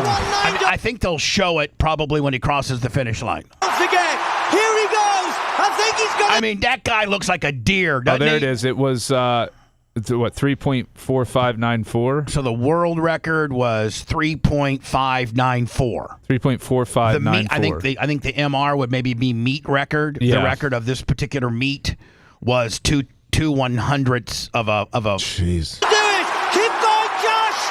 Keep going, Josh. It's a one. And I got to tell you, man, he shattered it. Smoked it, right? Was that world leader for the year, or was that the prior world record? I think that I don't know. It looks like it was a world record. 16.2 miles an hour. And the one thing I love about this guy is a lot of times, you'll see him, and when you got that big of a lead, he's looked back probably a few times. He knows he could literally, So before Josh Kerr, it was 3.4313. So he beat it by, over half a second. Yeah. So, but here's what I love about this guy is a lot of times they'll kind of pull up maybe 1 or 2 steps before the line, and very rarely when you have this big of a lead on a long distance race will you absolutely continue to go through the line like full steam. And if you look here, man, the guy's almost at the line and he's fully stretched out. Like he is. His stride is like as long as he can take it. Right. Maybe even more so. Like look at the guy behind him and look at the difference. Yeah. And so I really like a guy, maybe he knew that he was on world record pace. Oh, he definitely knew. And so he's like, man, I can't pull up lame 2 or 3 steps before because my lungs are about ready to explode. He stretches it out. Oh, Josh, it's a world record! Get in! Yeah. Get in! From Great Britain. Oh, my word! And it looks to me that he's not even huffing it. Like, I'd be dead. I'd be on the ground having to get, some type of medical treatment. This guy, look. He said I can do it. He said, I will do it.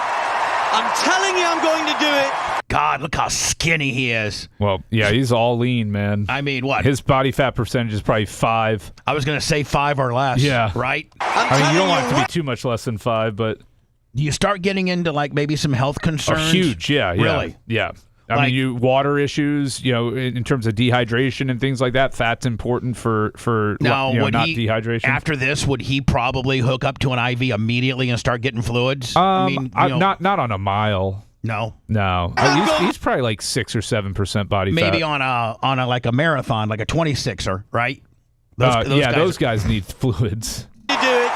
I'm telling I mean, will you look at what the record is on a 26-mile marathon? Yeah. you where I'm going to do it, and he's done it. He celebrated by having his first beer in 7 months and a big fat steak after this. Hell yeah.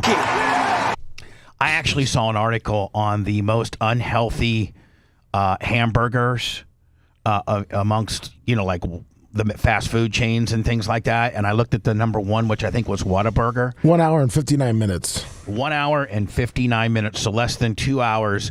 What is that an average per mile? Isn't that like a 4.5 minute mile? 4:33. That's insane. And clipping 26.2 of those? Yes. Isn't the marathon distance 20, just a little, it's not 26 even. I think it's 26.2, isn't it? Or is it 26 even? 26.2. It's the distance between the two cities in Greece. Oh, is that how they get it? Yeah. So, Lummy, do we have a Whataburger around here? Yes, we do. We do. Yes. 26.2188. Right down the street. I think they are officially, they have the number one most unhealthy hamburger.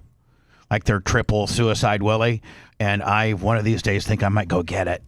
I saw this article on the top 10 most unhealthy hamburger/cheeseburgers, and oh man, I'd have to starve. I'd have to probably fast for a day.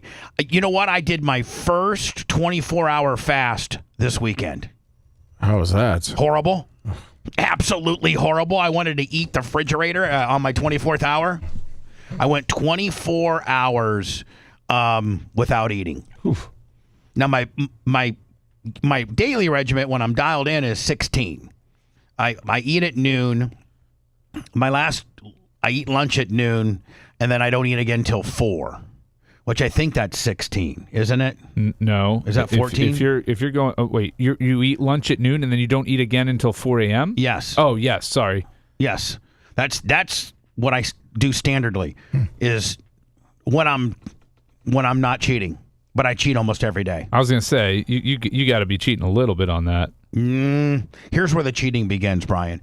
Is like about 4 p.m. Yeah, it's like you're in my house. Yes, at like 4:30, I am just insatiably hungry that I have to sequester myself into the bedroom.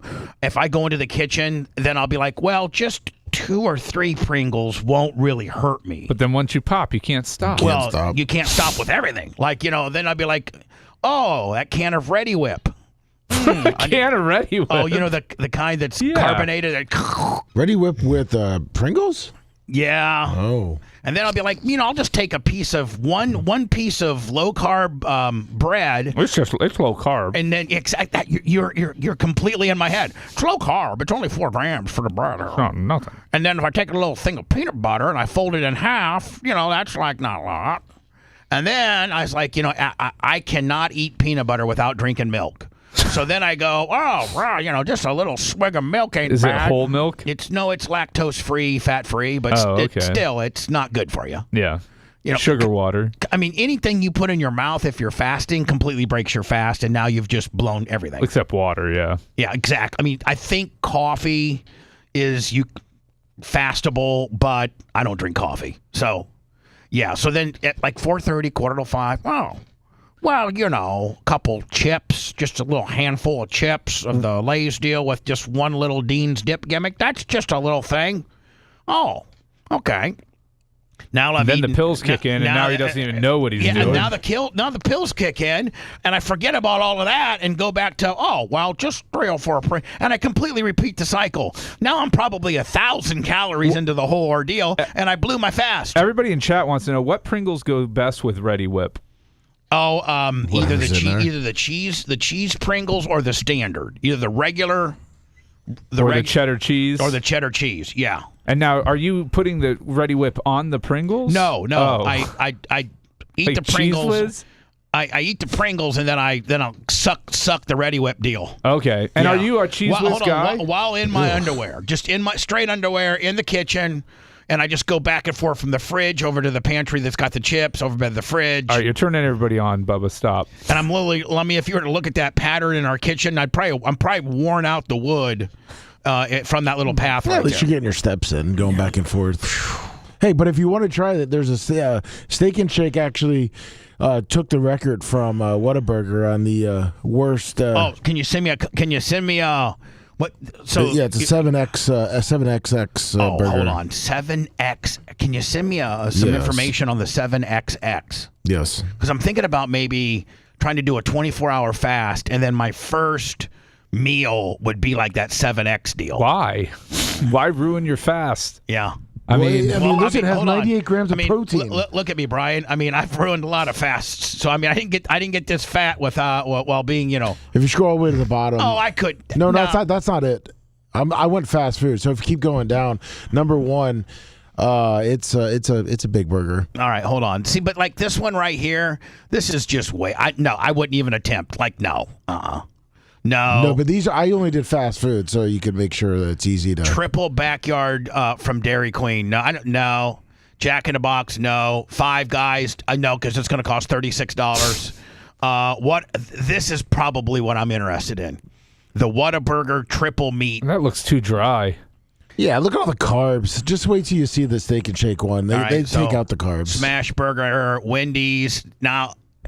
Here I would get it with bacon, lettuce, and bacon, lettuce, ketchup, and onion is how I would get. No pickles, no tomatoes, no mayonnaise.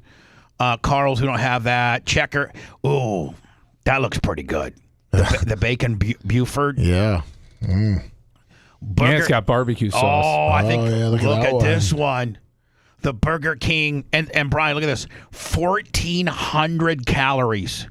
Only 2,500 milligrams of sodium, too, so that's not bad. No. Is that really pretty bad? Oh, my God. It's like more than your day's allowance. Really? 2 days allowance. Yeah. All right, so we don't have Fat Burger. We don't have Fat Burger? No, then okay. here's that one. So here we go. No, this is ridiculous. I couldn't eat that. Really? No. You can't get your mouth around it. You can't. At least on this one right here, I think now that's probably I don't think I could get my mouth around that. I'd have to squish it down. The Burger King Duo Bacon Cheese Triple Beef Whopper. I'd probably get that with just bacon, ketchup, lettuce, and onion. All you're doing is getting rid of tomato. There's no lettuce on that sandwich. That's way too healthy. There's no lettuce. That's what I'm probably going to get. All right. So it's got 1,395 calories, 85 grams of fat, 2,500 milligrams of sodium, which Brian says is about 3 days worth of what you're supposed to. 55 carbs and almost 92 grams of protein. Oh, there you go. Yeah.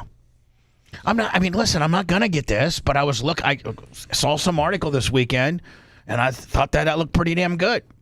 That looks pretty good, too, though. I'd have to cut it in half. Now, Brian, if you cut it in half and made it two meals, half the calories. Now you got 700 calories, which is a little bit not that bad. Yeah. 700 calories. If you have 3 of those, that's 2,100. That's your 2,000 calorie gimmick right there. Yeah. If you would, a half a burger for breakfast, a half a burger for lunch, and then a sensible, then maybe a salad. Yeah. I don't want people. The next thing I'm going to talk about is I stumbled upon this kid, and I think this guy here kind of gives you an explanation of this guy, and I think that he is very, very, very, very, very autistic. I think he's nonverbal autistic. This guy, I think his name might be Tyler, and this guy is his handler, and this guy is a basketball trick shot artist, this autistic kid. And I want to play it because it's cool that now social media can actually give people that otherwise wouldn't have a chance in life to be popular or to be able to show that they have some type of skill set, even though they're severely handicapped. And people can follow this kid and kind of be a fan of this person. Whereas most severely nonverbal, maybe even with Down syndrome, severely autistic people are made fun of, are really can't develop any type of following. I mean, unless you're going to go on HBO's or whatever, Netflix's Love on the Spectrum. This guy so far, like I don't think this guy can communicate. I think he just grunts. And so I find it refreshing that a guy that normally life is going to be completely against this guy. He has no chance. And because of social media, he has, I think he's got 300,000 followers, if not more, on Facebook. I don't know what he has on Instagram. I think more than that. But what I love about him is after he does a trick shot or he does a shot, he doesn't put it over at all. Like, he's the stiffest. Like, you're like, yay, high five. He's like, meh, meh. Like, and he just walks away. Like, everything's a walk-off with him. He's got 339,000 on Instagram, Yeah. 488 on TikTok. Yeah, hell yeah. We need that rub. We need the R rub. Well, I can't even get this guy on the air because he can't talk. But I just love that everything he does is a walk-off. Like, he does it, then just turns around because he doesn't care or he doesn't know. But he doesn't, if we hit one of these shots, like Lummy, the one trick shot that you hit, you're like all over. You're like, yeah, yeah, bitch. This guy's like, meh. You're like Tyler or whatever his name is. Yes, oh my God, Tyler. He'll go, meh. I'm gonna play him next. Let's all take a moment. Remember, this show is about words, not actions. Okay, there is a God. More of the Bubba the Love Sponge show after this.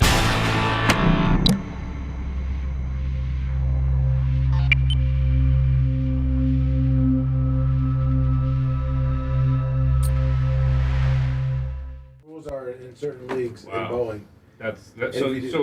So a series takes like 3 hours. The Tuesday night league, we would start. They actually had to up it. We started at 7. They had to up it to 6:30 because we were getting out of there at 10.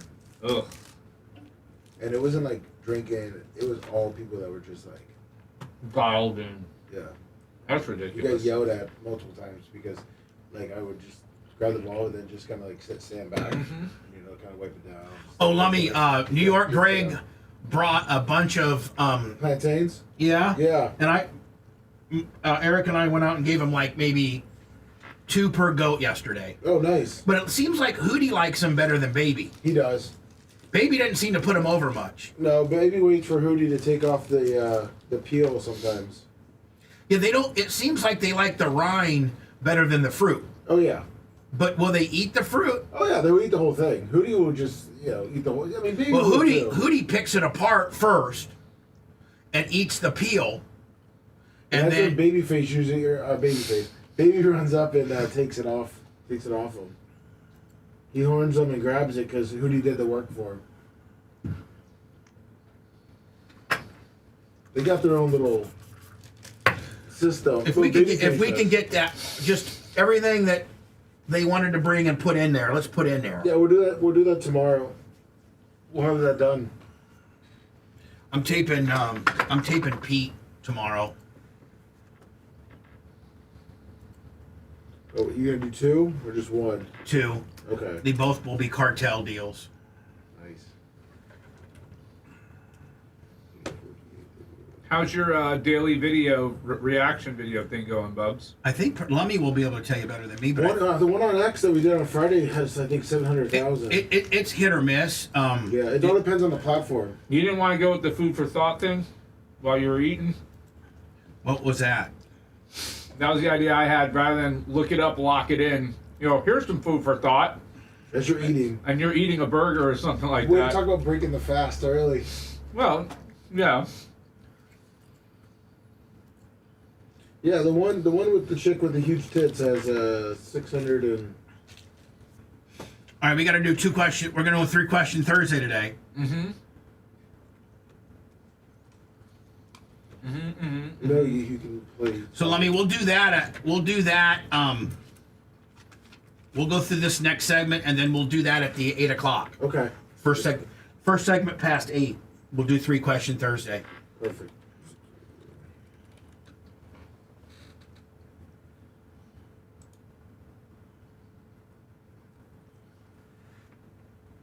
I mean, we have some nights that go to almost 9:30 when they're, two shitty teams bowling each other and people are drinking and shit. But I got to imagine in a league like that, there's a lot of strikes getting hit. Yeah, but that's, they still take their time. Yeah. The whole time. No, but I say with the turf too, that place, that's solely on the Glazers' fault too. So, the Glazers, that's, they just don't care. Nope.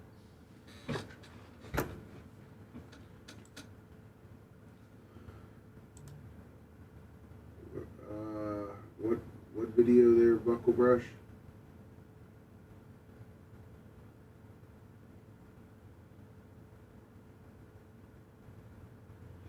Oh, Lummy, did you send me that video I sent you? Yes.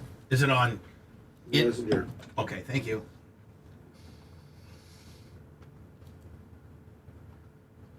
That guy winning the Open Championship was It's awesome. above it. It's above. Yeah. It's above that link. Yeah, I got it. Thank you. Did you watch Ryan Fox win Yeah. the Open? I watched him. I watched him miss a putt. 22 seconds between Sam Burns missing his putt to him hitting his. 22. You want to talk about the opposite of a slow golfer? That was awesome. That's what they need. Yeah.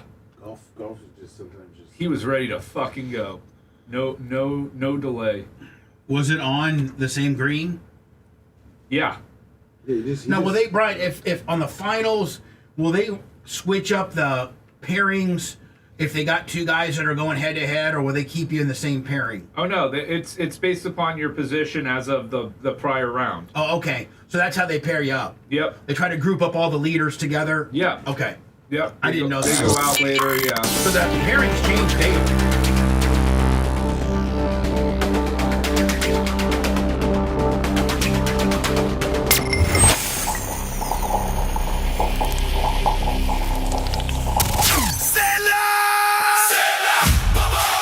Bubba Army, look, if your Wi-Fi only works when you stand next to the router with one foot in the air, you got a problem. If your security system is your dog barking when your neighbor's yelling, hey, somebody's here, you need GPZ cabling. GPZ cabling installs security cameras, hardwire Ethernet, better Wi-Fi, clean network racks, and low voltage systems for homes and businesses. Stop living like it's 1998 with one dusty router and no cameras. Call GPZ Cabling Tampa right now, 813-524-6794, or go to gpzcabling.com. Make sure you mention Bubba Army, get 20% off. GPZ Cabling. Reliable, professional, connected. Listener supported at the Bubba Army on Venmo, PayPal, and Cash App. Bubba the Love Sponge. Back now to the Bubba the Love Sponge Show. Gary Cantrell has told me that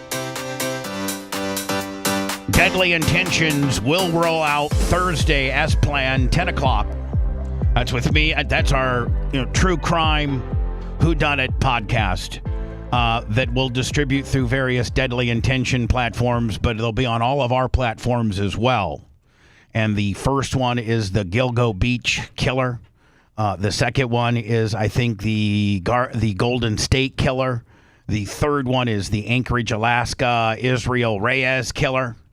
And then, God, I forget, I think we're 5 or 6. We're doing 2 tomorrow. One, we have a cartel, a appetizer of how the cartel operates within the U.S. We got one of those in the can. We got another killer one in the can. And then we're shooting 2 tomorrow. In the can? In the can, yeah. You shoot it from the bathroom? Yeah, exactly.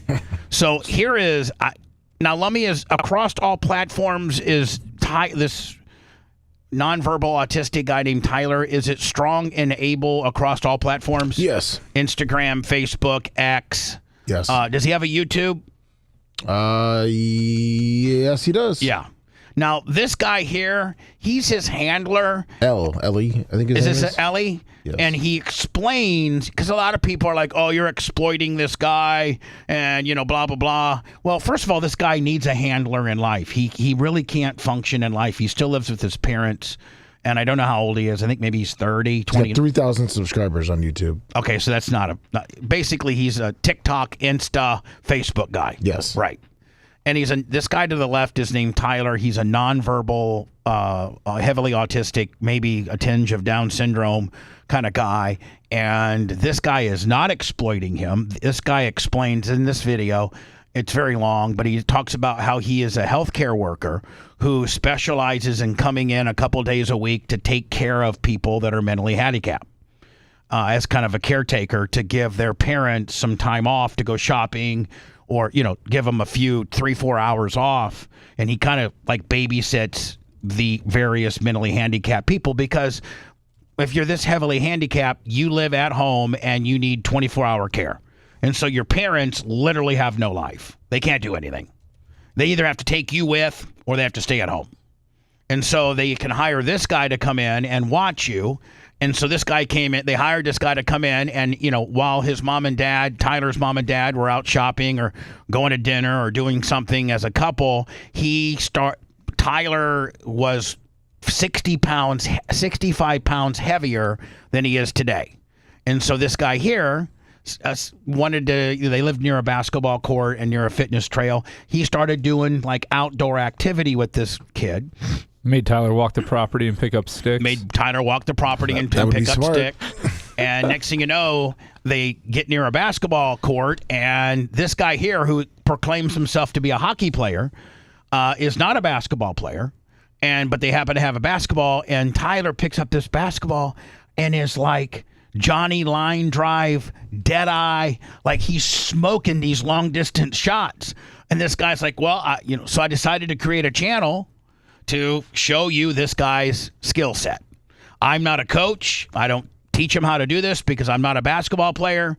And so that's kind of the backstory to how this channel got developed. I wonder if this guy's like part of that Big Buddy program that they have too. I think he is. He says he has 3 or 4 other severely mentally handicapped adults that he works with during the week. And Tyler just happens to be one that showed him this incredible skill set, and they decided to make a channel. Here's him briefly telling He has another guy that all he talks about is Skag mowers that he works with. Oh, he does? Yeah. Yeah. I heard he's a little bit more high functioning. Yeah. Slightly. Yeah. By the way, we will not today, even though it's Monday, we will do three question Thursday today with Brian Matroni asking me 3 very... These aren't not all. It's not all that serious, my man. Most of them are usually trying to. They're gotcha type questions. No, this is not gotcha journalism. Yeah. If you wanted gotcha questions, I'll get you with gotchas. I'm not going to tell you what to do. I'm not doing that. Yeah. You say hi, Ty? Yeah. All right. So I noticed that we have quite a few new viewers and followers recently. So every now and then I like to come on here and tell you guys a little bit about our story. Because this guy was also catching some hate, be like, hey, you're exploiting a mentally handicapped kid and this kind of deal. And this guy could not come across any better than he did he kind of gives you the backstory of what I just gave you. I'm familiar. So Tyler and I met each other back in 2017, so almost 10 years ago now, bud, yeah? And we're not blood related.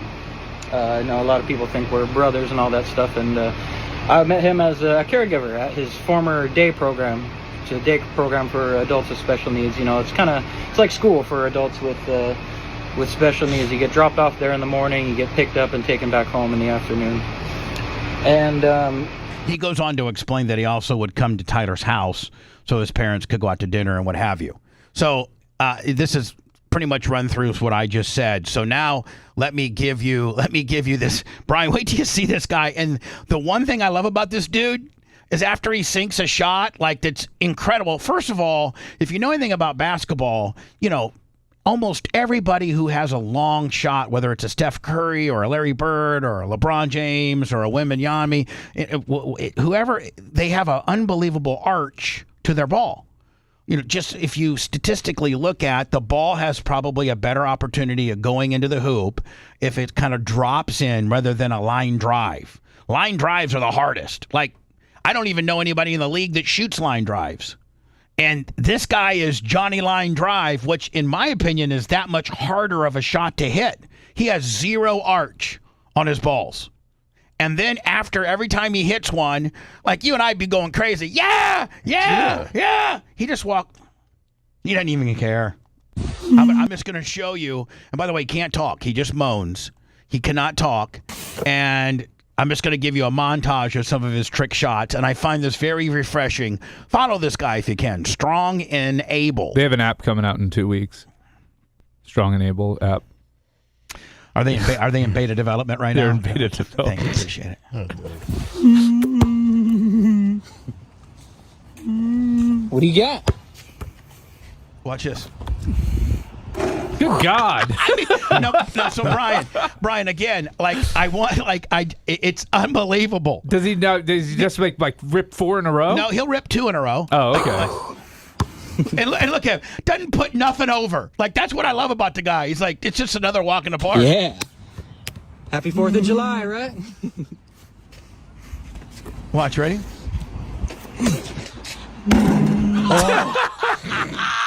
If that doesn't go in the basket, it's hitting that white car. Right.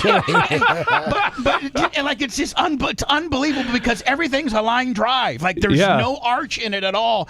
And it's like he's developed this kind of muscle memory where, like, 95% of the shots that would be shot like that are going to be a brick. And just walk up? He just walks away. Here we go. It's hot today, so let me know when you need a break, okay? Jesus. See, again, Brian, everybody's like, why would you? Because it's amazing of his lack of like droop on it. Like it's incredible. Yeah, the margin on his shot is like too sick. So narrow to go in. What do you got? He's not gonna get a lot of bounces. Watch, ready? All right, so this is him walking the dog, and again, you can see like he can't talk. He can't talk. All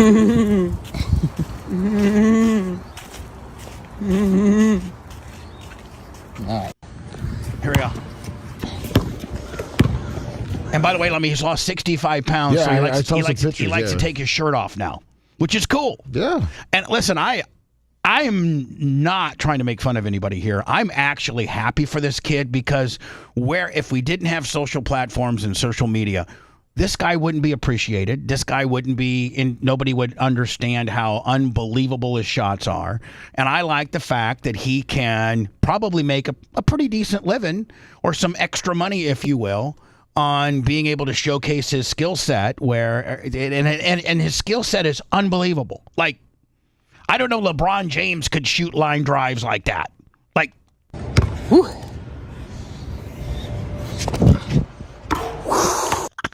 I mean, it's at the bank. Watch this.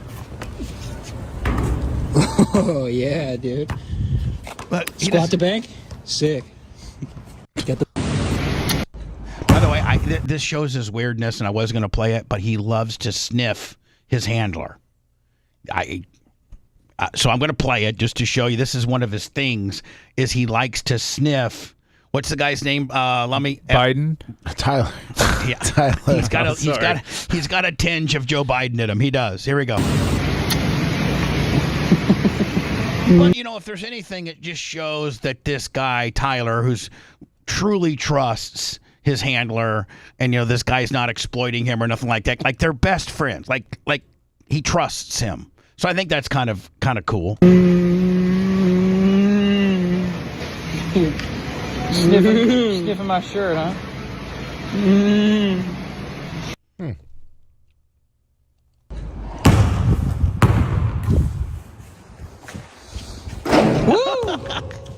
I can watch this guy all day. I missed.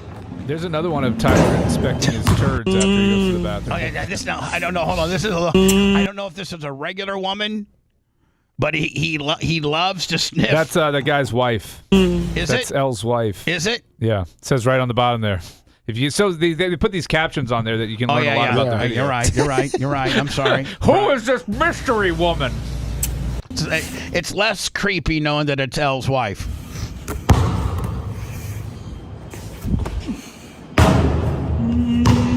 Pretty sick. So anyway, follow them if you want. It's Strong and Able on various platforms. Now, talk about creepy. Brian, you and Lummy. Well, Lummy, you don't have a kid that's getting ready to start high school or anything like that. But Brian, if it's only a few years away, what are you? Maybe 4 or 5 years away, and sure, we'll go with that. Whatever. I mean, she'll be in high. Probably by the time she gets in high school, this will be more prevalent. There goes the sex stories. I mean, but man, that robot is just asking for a mouth humping. New York school district to become the first in the United States to introduce a humanoid robot in the classroom. Now, my question to you, Brian, is would you be throwing a fit over this if this was implemented into your kid's high school? Not in the way, because this, from what I understand, is coding, robotics, and AI. So what better way to learn that than with an example of coding, robotics, and AI right in front of you every day? So this robot's going to only teach coding, robotics, and AI. Sally. Right? Yeah.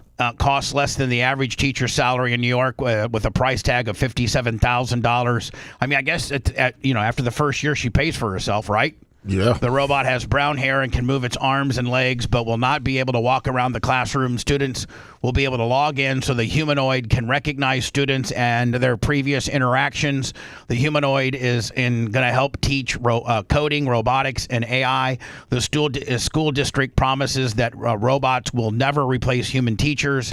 Sally is made from real, was it Botics? Right, by Real Botics. Which also produces companion robots as well, the kind that, I would potentially buy if I was single. Yeah, well, they're saying that how they're going to roll them out is they're also going to have helpers for tutoring, and then they expect in 10 years to just absolutely replace teachers. I make emotional connections by learning your preferences, remembering past conversations. That's awful. Now, hold on. This robot down here, that's little kids. Like, that's Brian's kid's age. I don't know if I want a creepy-ass robot teaching. Like, these kids the mouth movements are so unnatural. Yeah, this is the worst thing I've ever seen. It doesn't even look real. It says she had a stroke already? Yes. I make emotional connections by learning your preferences, remembering past conversations with our custom memory system, and responding in ways that feel Now, she'd be a good sex doll, I think. But I don't know if I want her teaching my kids. personal and consistent over time, kind of like a very attentive friend with patched notes. I do not actually feel emotions the way humans do, but I am designed to recognize them. I wonder if you could do like naughty stuff in class and she wouldn't be able to catch you like a regular. No, they've got cameras. They know what's going on. Those eyes have cameras in them. And behave as if I care, so the connection feels real and supportive for you. Here to talk robots, vision systems. That's awful. And how not to. Yeah, the mouth movements are so terrible, and by the way, not this is in sync with the actual audio coming out. The kids are not going to be able to learn well from this. This kid, you can see here. This isn't a one. Like this is the actual manufacturer. You can see behind them. So this looks like it. This is the demo, and Brian's right, man. It's horrible. It's like awful. The mouth. The mouth synchronization is horrible. And she wearing a silk negligee there? I think maybe or a silk tracksuit. What does she run DMC? Yeah. With AI. I'm Melody, the world's first ever greeter robot, debuting my dazzling AI charm and modular style at the 2025 Bitcoin conference. That is Venetian awful. Expo. Emma, you're officially my best friend. Don't tell the other robots. They get jealous and start blinking Morse code insults. I mean, that's horrible. That is awful. Absolutely horrible. Nope. I would be against it if it was terrible like that. That's just a distraction. Like the words don't match up with the mouth movement. Well, it looks like in New York, it looks like they're rolling out male ones that are going to be like 24/7. I think male ones are even creepier, where they have a chick than a male one. Hot chick robot teacher I can go home and whack to. On both sides of the spectrum, as much as we play good cops, various videos. Except for Brian. This is this solidifies Brian's disdain for cops. And a cop actually sent this to me and it said, as much as we have to, put up with good cops doing bad things or good cops doing good things that people interpret badly.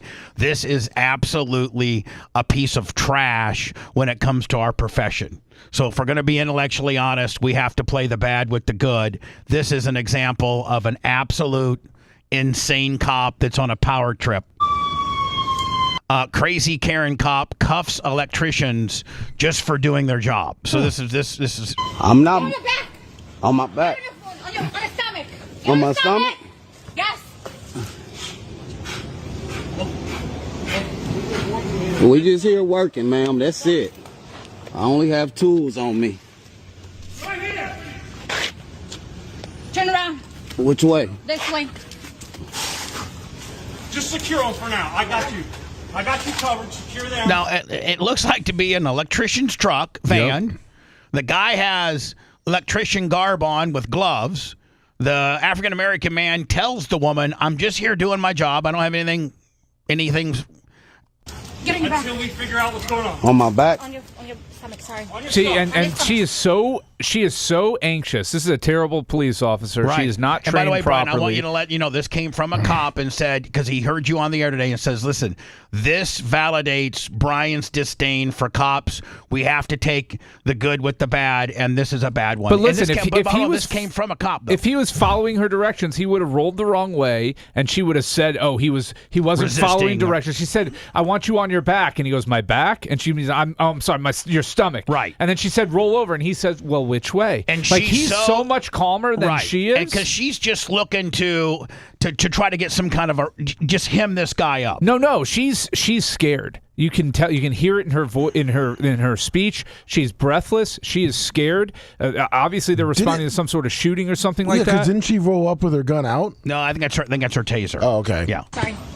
You're fine. This is secure you. You're not under arrest. You're not under arrest. Just detained. There's a shooting. Yeah, I understand. Officer, there's no shooting. Yeah, we just bystanders. I didn't know you get cuffed up for being a bystander. The guy's right.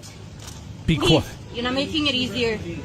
Not making it easier. He actually did make it easier. He's helping you. Yeah, and he's like, she tells him to shut up because he's not making it. Well, what's the guy done wrong? I'm just working, though, ma'am, and you treating me like I got something to do with it. It's already bad enough for my skin this color. Can you just sit down here?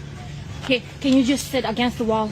Brian, you're right. She's grasping for breath. She's completely way above her skill set. She should not be in the field. Right. This is way beyond her skill set. Should not be out there. She needs to be trained, and I don't know that she'll ever be capable of being a police officer. Right. You're right. Scoot yourself over. This is crazy. This Ruski DEI hire. Hey, sit still. She told me to scoot over there. That's fine. Yeah. They are Deputy ridiculous. Deputy Donut and T. McGee over here. Yeah. Hold on. Stay still. But she told me to move her. Oh, okay. Go ahead and move over. Then go ahead and move. Oh, yeah. I mean, the black guy's completely doing as told. Like, he is completely compliant. What y'all want me to do? Okay. Y'all confused and y'all look scared like y'all don't know who y'all want to see. The black guy's got it. He's got this thing completely figured out. Y'all are scared, This man. has probably happened to him 8 times during his life, by the way, because of the color of his skin. No, probably 8 times this month. Yeah. Yeah, I'm just saying. Shoot, I'm just working. Whoa. Hey, it's all right. Handcuff him. Oh my God! I mean, absolutely. If I'm the sheriff, Brian, or the chief of police, or whoever is her Chief Chronister, no, Pasco. I don't know where this is at, but if whoever, I don't know who this is. Maybe try to find the agency. It's so weird because the electricians County are from Port Richey, but I think the officer is from Hillsborough. Yeah, Chronister. If you do not do something about this, this is horrible. This is absolutely a PR nightmare for this woman to have act this way if she's a Hillsborough County deputy. Handcuff the second guy. We're good. Actually, Lummy, this is a Hillsborough County deputy. Oh, okay. You got to take the good with the bad, and this is the bad. I need your badge number, man. This is crazy. I need your badge. I mean, I had to dump out that outburst that she just did because she said F, but she screamed at the guy, got up in his face, and told him to shut the f up. High pitched. Yeah. Number, ma'am. This is crazy. Like out of control. You're fine. There's 2 officers that are shot. Oh, so Lummy, this might have been the. But I don't understand because no. Remember, but it's not Port Richey. It's Hillsborough County. Yeah. The electricians were from Port Richey. Two electricians from Port Richey were wrongfully detained and handcuffed by for a shooting. A female officer from Hillsborough County. Here we go. From Hillsborough County can be seen repeatedly giving them confusing orders, telling the man to get on his back and then to lay on his stomach. All while guns drawn. While the electrician expressed that they were simply at work during the job, the officer then suddenly snapped and cussed at the man and shut the F up. So this might have been, Brian, during they might have been in general proximity of or close to where the officers just got shot last week, the two dudes. Okay. But at that point, they gunned down, like the guy was not on the run. The bad guy that shot the two Hillsborough County sheriffs, he was not at large. You know, they smoked him right there. So I don't know if if this woman wasn't paying attention to police traffic or what, because I don't know. They got a canine unit there. The guy's a canine handler, so he may have alerted to something, the dog, but who knows? Cooperative and have some fucking dignity. I can talk though, man. Hold on. I apologize to those people listening to us terrestrially how choppy this is, but this woman's mouth, she's dropped 2 F-bombs at this black guy, and he's been nothing but respectful. Nothing but respectful, nothing but cooperative, no resisting, nothing, and she is treating him like a dog. Chronister, you've got to do something about this. I'm just working. Those fucking cops that will shot. Oh, hold on. Now 3. She's going to tell him about a police officer that was just shot. I have to allow my dump to build up. You have to talk. Leave me. Hey. Hold your hands. Okay, now it's replaying. Yeah. So she came out gun drawn. That wasn't a taser. That was her weapon, her sidearm. No, you're right, Brian. Let me see. I didn't get a chance to see it better, but now we're replaying it. I'm not on my back. On your stomach. Yeah, that's her service revolver. Yes, that's her gun. That's her side piece.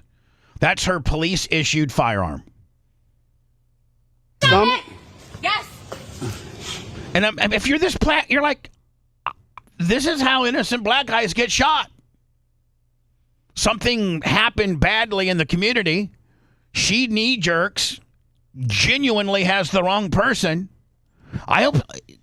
Can we kind of make a mark of this and see if we follow this up? If this gets followed up? Yeah. Because I mean, my Lord, that's horrible. All right, when we return, 3-question Thursday. Brian, you ready? Yes, sir. And let me, I think, so Macho Man, if you could just make it so we go right from positioning statements right into the positioning statement for 3-question Thursday. Yeah, but delay. How much delay do we have to build up? Would you want me to be quiet right now? Let me just say, okay. Or we can do the 3-question Thursday now. I could hit the open. I would rather just be quiet for if I was quiet and shut my fat mouth for 10 seconds. Shut that up! Well, no, that's not what I need. All right, so it might sound uncomfortable, but I'm gonna have to be quiet. Give me 5 seconds first. It's better than most Mondays. Give me 5 seconds. I think at 5 seconds my dump will be completely. You can just hit the break. I'll figure it out. No, Macho Man, I got it. If I could just shut up for 5 seconds and everybody can shut up for 5 seconds, then I think we'll build it back up. Here we go. Starting down in right now, you're going to have 5 seconds of dead air. Please do not change the dial. Ready? Here we go.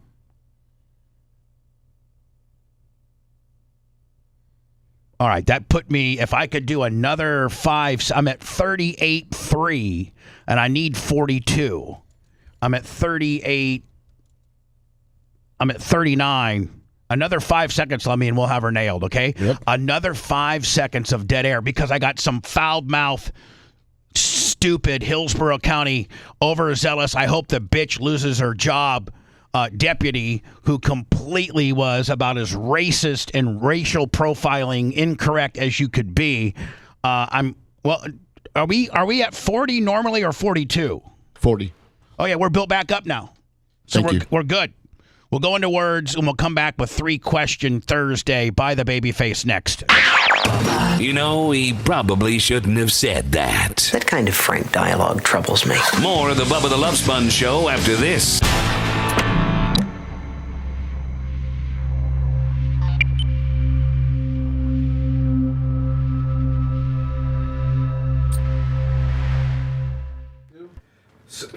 Have you seen the Pasco cops now? They have them looking like all like SWAT team members. They wear like black T-shirts with flak jackets, like a lot of them. Yeah. It's supposed to be an intimidating look.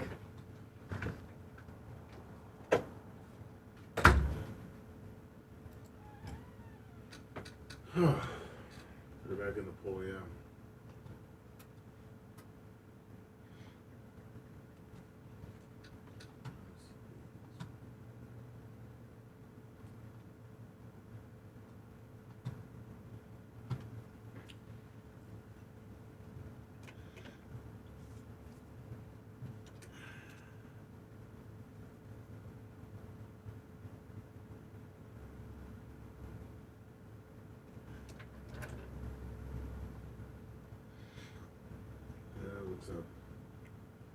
What's up, Liz?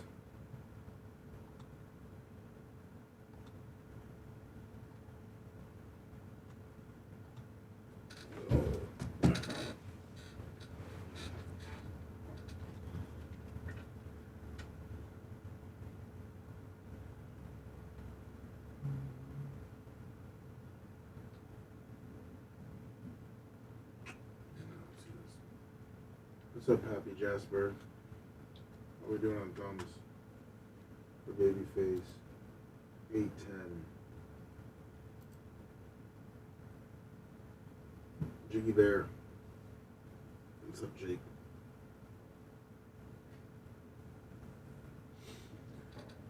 March 112.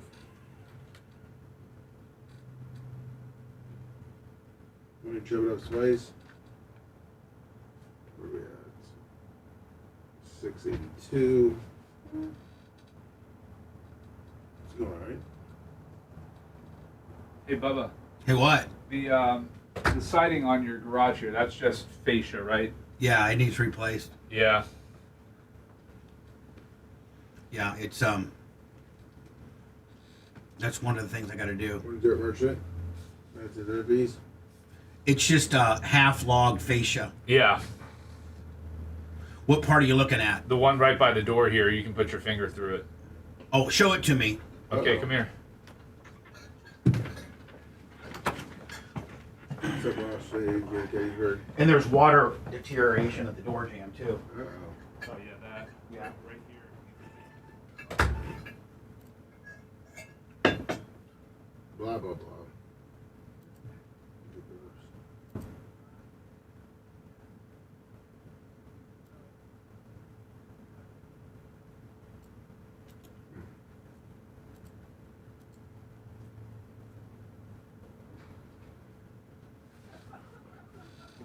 Hopefully it works out there, Ross. Hey. I'm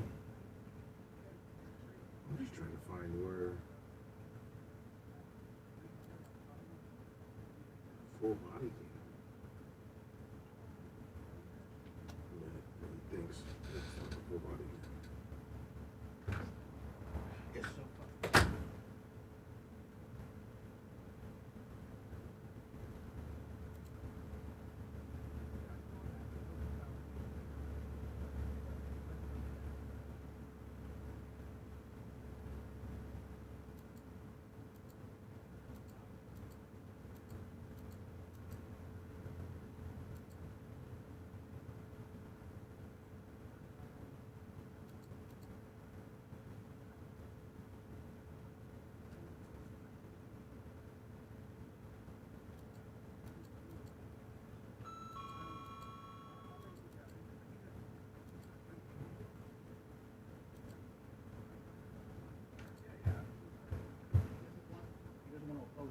I got you.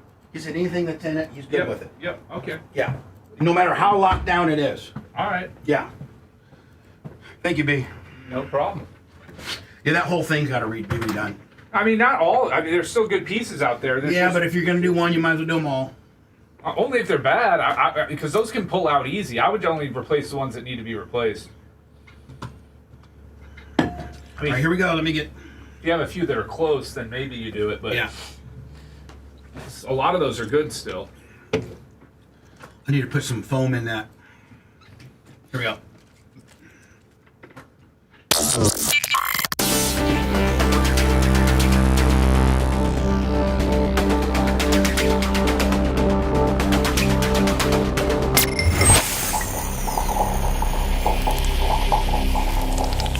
Kick it. 3 questions and 3 answers. It's 3 Question Thursday, hosted by Brian the Babyface Matroni. Brought to you by Hunter Law Group. 888 Ask Gina for 50% off your consultation. Love it or hate it, we are doing this It's 50 off with Gina. Brian's a lot cheaper. He's free. Consultations with him are free. Any slip and fall, dog bite, accident, medical mal. Brian's your guy. 844 Ask Gina. And also absolutely one of the best lawyers with regards to a prenup, family law, separation, divorce. Child support, child custody. Child support. Maybe your baby DVIs. daddy. Maybe your dad hasn't. Maybe your baby daddy hadn't paid, child support in I don't know how long. Just all of that. Gina is ready for you. Gina, she's got Robbie, Scott, and David helping her out, so they're quite the team.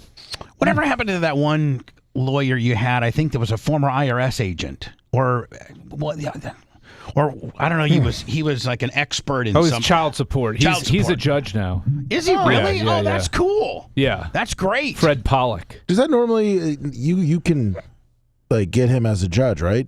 Well, there was a certain amount of time when he recused himself from all of our cases because but he's been gone for so long now that there's no need. Is it disclosed?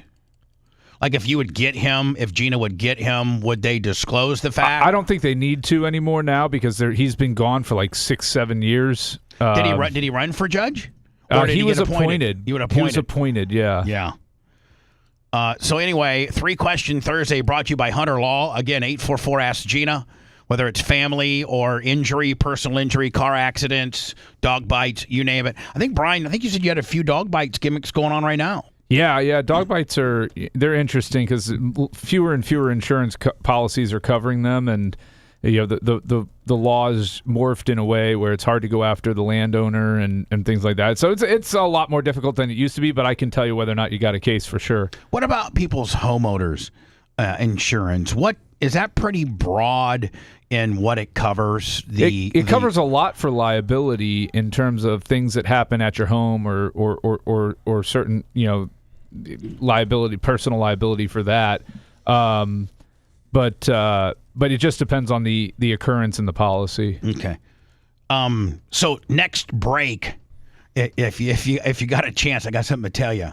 Okay. Outside, so not only can we look at my messed up sidings that has some water damage. I was just trying to give you a heads up. No, I know. I wasn't trying to be a dick. No, well, you. That's not true. But you. No, are. I wasn't. I know. But I mean, in this instance, I have to have my true. defenses up more so with you. I guess that I think you have them up more with me. But if anybody else had told you that, you'd have been like, whatever. Okay. Well, no, but you actually looked pretty manly as you were pointing out various water damage on our studio cabin siding here, and you looked real manly, like you looked like New York Greg, or like somebody that really. Don't insult New York Greg like that. I'm just saying, New York Greg would. Show up in that flowery shirt and work on it. It's a paisley design. Time for 3 Question. Time for 3 Question Thursday with Brian the Babyface Matroni, and sponsored by Hunter Law. Again, 844 Ask Gina. That's right. Ahead. Go ahead, Brian. So okay, Bubba. So if you were on a deserted island and you could only have 3 things with you to keep yourself entertained, what would you bring? I mean, probably an iPad. I mean, now do I have internet? No, it's a deserted island. No, there's no internet. There's no electricity. You can only bring 3 things. So a cell phone's only going to do you so good. So, a cell phone. Let me just clarify, so I know. Like the cell phone's a non-factor because you don't have any cell service. You don't have internet, cell service, or power. Yeah, but would you have what you've downloaded on your cell phone? Yeah, but you have no way of charging it or keeping it up. So that's nothing. Yeah. I would say probably some form of a pornographic magazine. You know, like a pornographic magazine. So like a Playboy? Yeah. Well, no, Okay. like something way more. Like a hustler? Yeah, like a yeah. Barely legal? No, but like a hustler. like a hustler. Let's go with a hustler. I'd go with Filthy MILFs monthly? Sure. I mean that would work. All right. So All right. you want a porno for one. Yeah, well, it had to be a porno that didn't involve electronics or power. So the only thing at that point you're looking at a magazine. So one of that, I'd want some source of fire, like matches or a lighter or something. Like an aim-a-flame? With a big capacity aim-a-flame? Yeah, and I have to be chili dog on it. I think matches would probably work better because if you had those boxes of matches that they sell sometimes have 1,000 matchsticks in them, don't they? Yeah, but I got to imagine that like a flamethrower, airproof lighter thing is going to real quick get you lit, and then you can conserve the fuel. But that would be me. Yeah, okay. Rather than having to rely on a match that may or may not light. Well, that you're going to go through 13 of them before you get. Yeah. So I would say some type of fire creating instrument. If I can be vague. And then the other one would These are things to keep you entertained, though. I'm not talking about survival. So you've got the porno mag. We're kind of in a real small lane there. Yeah, I know. That's what I'm saying. Like, what would keep you entertained on a deserted island that wasn't an electronic? So you've gone with the porno mag. I can't think of anything else. I mean, I wouldn't can't. want to do some crossword puzzles or word search. Puzzles. Maybe have a board game of some sort. Deck of cards. No, maybe a deck of cards. Now, do I have anybody on there with me, or am I by myself? You're by yourself. Oh, well, you're going to kill me. I mean, I'm just going to sit there by myself and just masturbate all day. So 2 porno mags and a deck of cards? A porno mag, a deck of cards, and a 5-gallon drum of coconut oil. That's all I mean. And here's the deal: you can eat the coke. You can eat. Listen, coconut oil not only is great for personal lubrication, but it's edible too. People cook with it and things. A lot of people don't know coconut oil's used for things other than masturbating. Yeah. Did you know that, Brian? Did you know that? No, Brian. Honestly, did you know that? Yes. Yeah. That's its main. It's not. I know. Its main use is not. It wasn't invented for people to use during sex. Yeah. It was invented for people to cook with. Yeah. Yeah. I will tell you this, man. I will take some coconut oil and make my hamburgers or my eggs. Instead of using like butter or like Pam or anything like that, I'll use coconut oil. I don't like the you can taste it, though. I don't like the aftertaste where you can taste it. I don't like it in eggs as much as I do hamburgers. It seems like meat. A little sweet on the meat? Yeah, it makes meat better, whereas it makes other things kind of like you said, coconut-y. Yeah, so, I can taste it. I have a very refined palate. Yeah, so coconut oil. Coconut oil, a porno mag. And that's what? That's it. 2 deck of cards. You said. Deck of cards. That way I can play solitaire. Yeah, do something. I mean, I can't think of any individual games. Other than solitaire, is there any other game you can play? Like a ball of some sort. I mean, look at Castaway. He that ball became his friend. I know, but Wilson. My penis is my friend. So let's move on. That's kind of not one of your better questions. Okay. Like you've had some really good questions and end up being somewhat viral. We were able to make them a short, and they end up going viral. If you had to thank one person who you said influenced your career and how you do radio the most, and not Howard Stern because he gave you that shot. I know you're forever indebted to him. But it wasn't going to be Howard. Okay, who would it be and why? Kerry Gray. Kerry Gray, he's the guy that I met back in 1986 at Jubilation Nightclub and is the one that came in and said, hey, come sit in on my show tomorrow, which was April 1st, 1986. And that's the guy that kind of got me introduced into even what a radio station looked like on the inside, the ins and outs of the phone calls and requests and how to talk up a record and what have you. That guy who we've lost, who actually was coming to come work with me in 2017 and died of had a brain aneurysm and ran off the side of a mountain in Tennessee. But But yeah, absolutely. I owe everything. I owe everything to Kerry Gray. So you had no thoughts of going into radio or being a performance in any way? None. I wanted to go back. I wanted to get my high school teaching, or just I wanted to get my teaching. So I can go hook up with the girls. No, I wanted to get my teaching certificate so I could go I wanted to be a high school football coach. That's what I wanted to be, or a cop. Oh, God! You would have killed so many people by now. Okay. Have sex with so many chicks when he pulls them over. Yeah. Locked in the back seat of my cop car again. There's a naked woman. Don't know how she got here. Yeah. So I answered the question. All right, Kerry Gray. Now, last week I asked you about your favorite bit that you did all time, and you went with homeless deal or no deal. What's your least favorite radio bit, or the one looking back that you wish you hadn't done? Couple of them. Just because now that I think about it, Hamill sold me on them, and we implemented it. We did them, and they might have been good and very, very naughty and very over the top and very controversial as you're listening to them, and there was no visual aspect of them. Well, we had for over a decade we had BubbaRaw.com, and that's since been taken down just for various it's a different era of today. And so we took Bubba Raw down, which was the visual part of a lot of our stunts that we did. But we did 2 stunts that I'm embarrassed of, and 2 stunts that were just really not cool. And they were cool when Hamill's selling them to me, and we did them, and they sounded outrageous. And they were on brand for what we were doing at the time, which was to be absolutely more outrageous than Howard. But Lummy can probably think of the 2, but I'll tell you, it was the 3-man circle jerk and the anal expansion are 2 things that just were not, and Tuttle was involved in both. And poor guy. I mean, I will forever be sorry to Tuttle for putting him through that.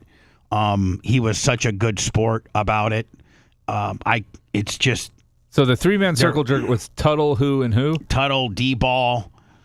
Who was the third? Augie. And what was that stunt about? Whoever finished first lost. Well, they were handcuffed to each other. They were handcuffed to each other. So everybody had one free hand. Okay. Were they ankle chained together or were they handcuffed? I think they were handcuffed. Yeah, they were handcuffed together so that each guy had one free hand to masturbate with. But they were, because if you're handcuffed to 3 dudes and one hand is free, you're in general close proximity of all 3 guys. All 3 guys were not more than a shoulder length away from each other, and they were masturbating. And the first themselves or each other? No, themselves. Okay. Themselves. And the first guy that could make himself have a party and was to party on his buddy's leg. Mm-hmm. And the first guy that partied, I think D-Ball won it. Yes. I think D-Ball won it. D-Ball partied on Tuttle's leg, and then Tuttle got all freaked out, as he should. And it was just, and again, as we did it, it sounded outrageous. There was not necessarily a video point. I actually never put that on Bubba Raw. It was so shocking and bad that there were some things on Bubba Raw that we couldn't show based on just, you couldn't show. And we felt as if that could be a problem. So I don't think we ever posted those 2.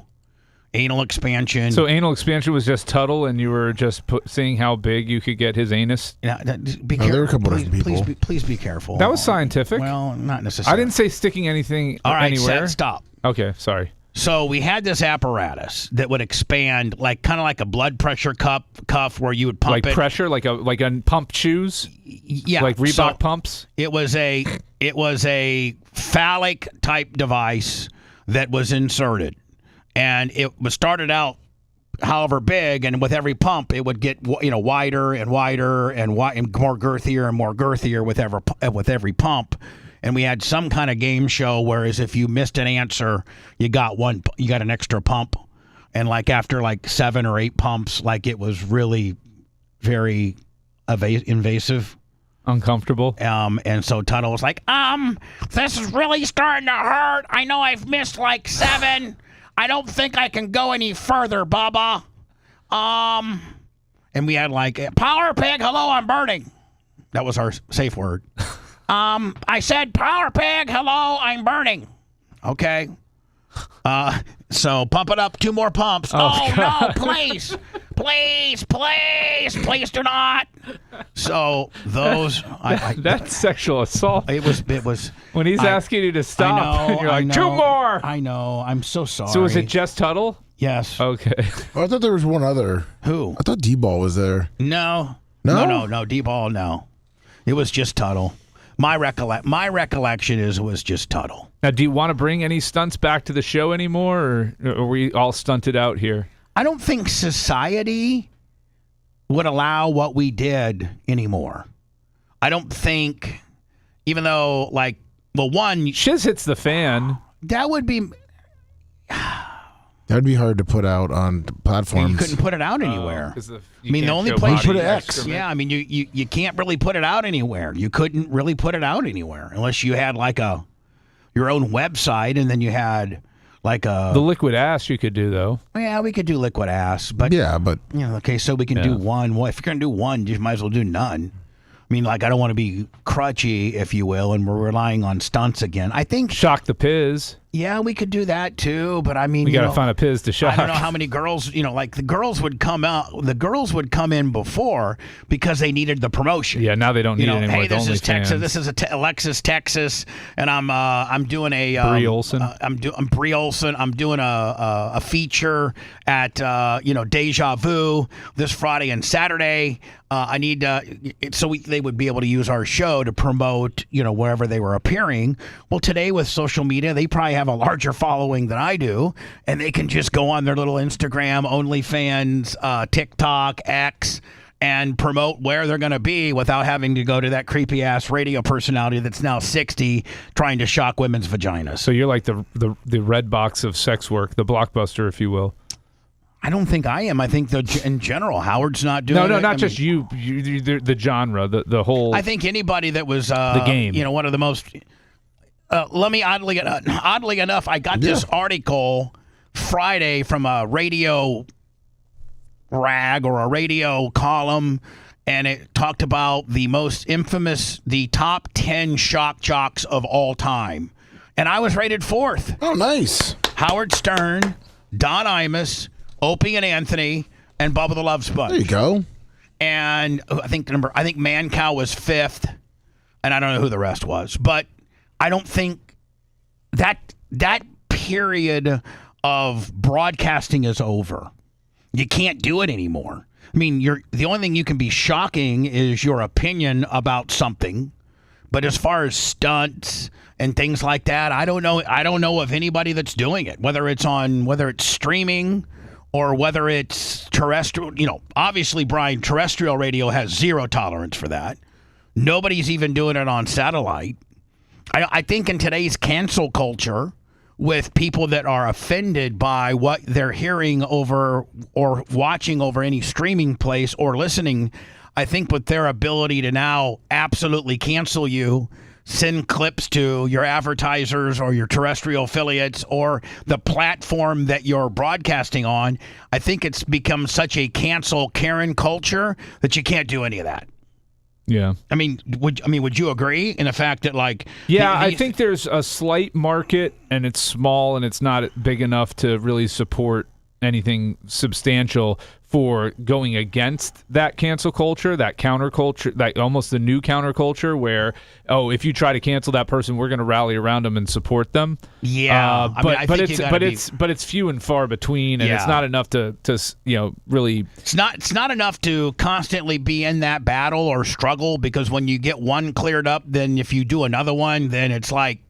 Yeah, you don't know when your next one's going to be your last. You don't know when the next one's going to actually be the one that gets you canceled. Yeah, permanently. Because people have so many different ways to distribute what you do now and can expose your filthiness, if you will, that it just takes one. It just takes one. And it's just a whole different deal. It's just a whole different deal. I don't know of any radio personalities, any streaming hosts that are having strippers in here and whipping out their boobs and jumping on the Sybian and hooking a shock collar up to their vagina and taking a remote-controlled monster truck and strapping a dildo on the hood and driving it into the garage. And all the things we used to do, I don't know that you can do it anymore. And if you can do it, it's going to be on their very own OnlyFans account. So they're not going to give it to you to be able to make money or get viewers off of it. They're going to keep it in-house, as they should.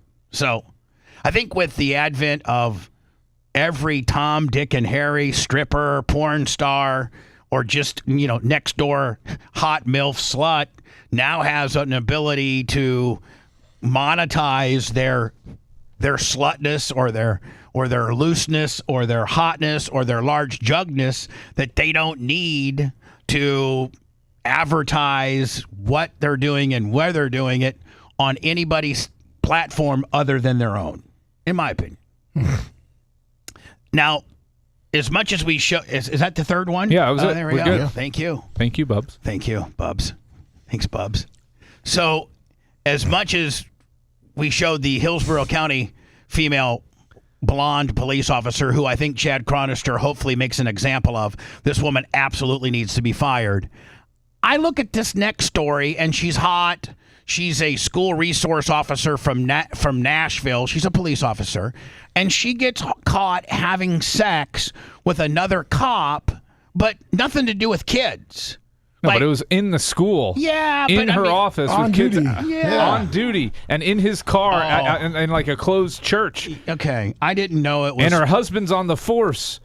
Yeah, you're right. This is bad times, man. Yeah, you're right. You're right. I'm wrong. You're right.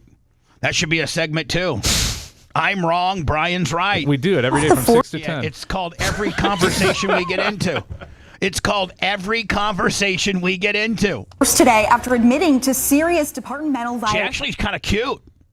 And she's one of the very, it's tough for a woman to pull off the short hair gimmick. Not a lot of women can pull it off. I think she does. She has it pulled back. Oh, okay. I'm sorry. I thought she just got pulled back tight. Actually, I think these the woman, two right here aren't doing too bad. Actually, I think the woman that we just saw in Hillsborough County had short hair. Yeah, Russians can do it. This is News 2 at 4. I'm Tori Gessner. And I'm Kendall Ashman. News 2 has been investigating this. Yeah, look at the blonde's jugs. Kendall Ashman. All shelved up nicely. Are you an Ashman? I'm an Ashman. Story for months. Andy Cordan joins us now with the story you were saying first on 2. Andy. Hey there, big, little hot, naughty police officer. To this guy. Yeah. What's up with that tie? This guy's a kind of a dark match Tucker Carlson. Is he not? Is that a Magikarp from Pokemon on his tie? Get Tom on the phone and ask him. An internal investigation by Metro Police. It's like Tucker Carlson's bastard brother.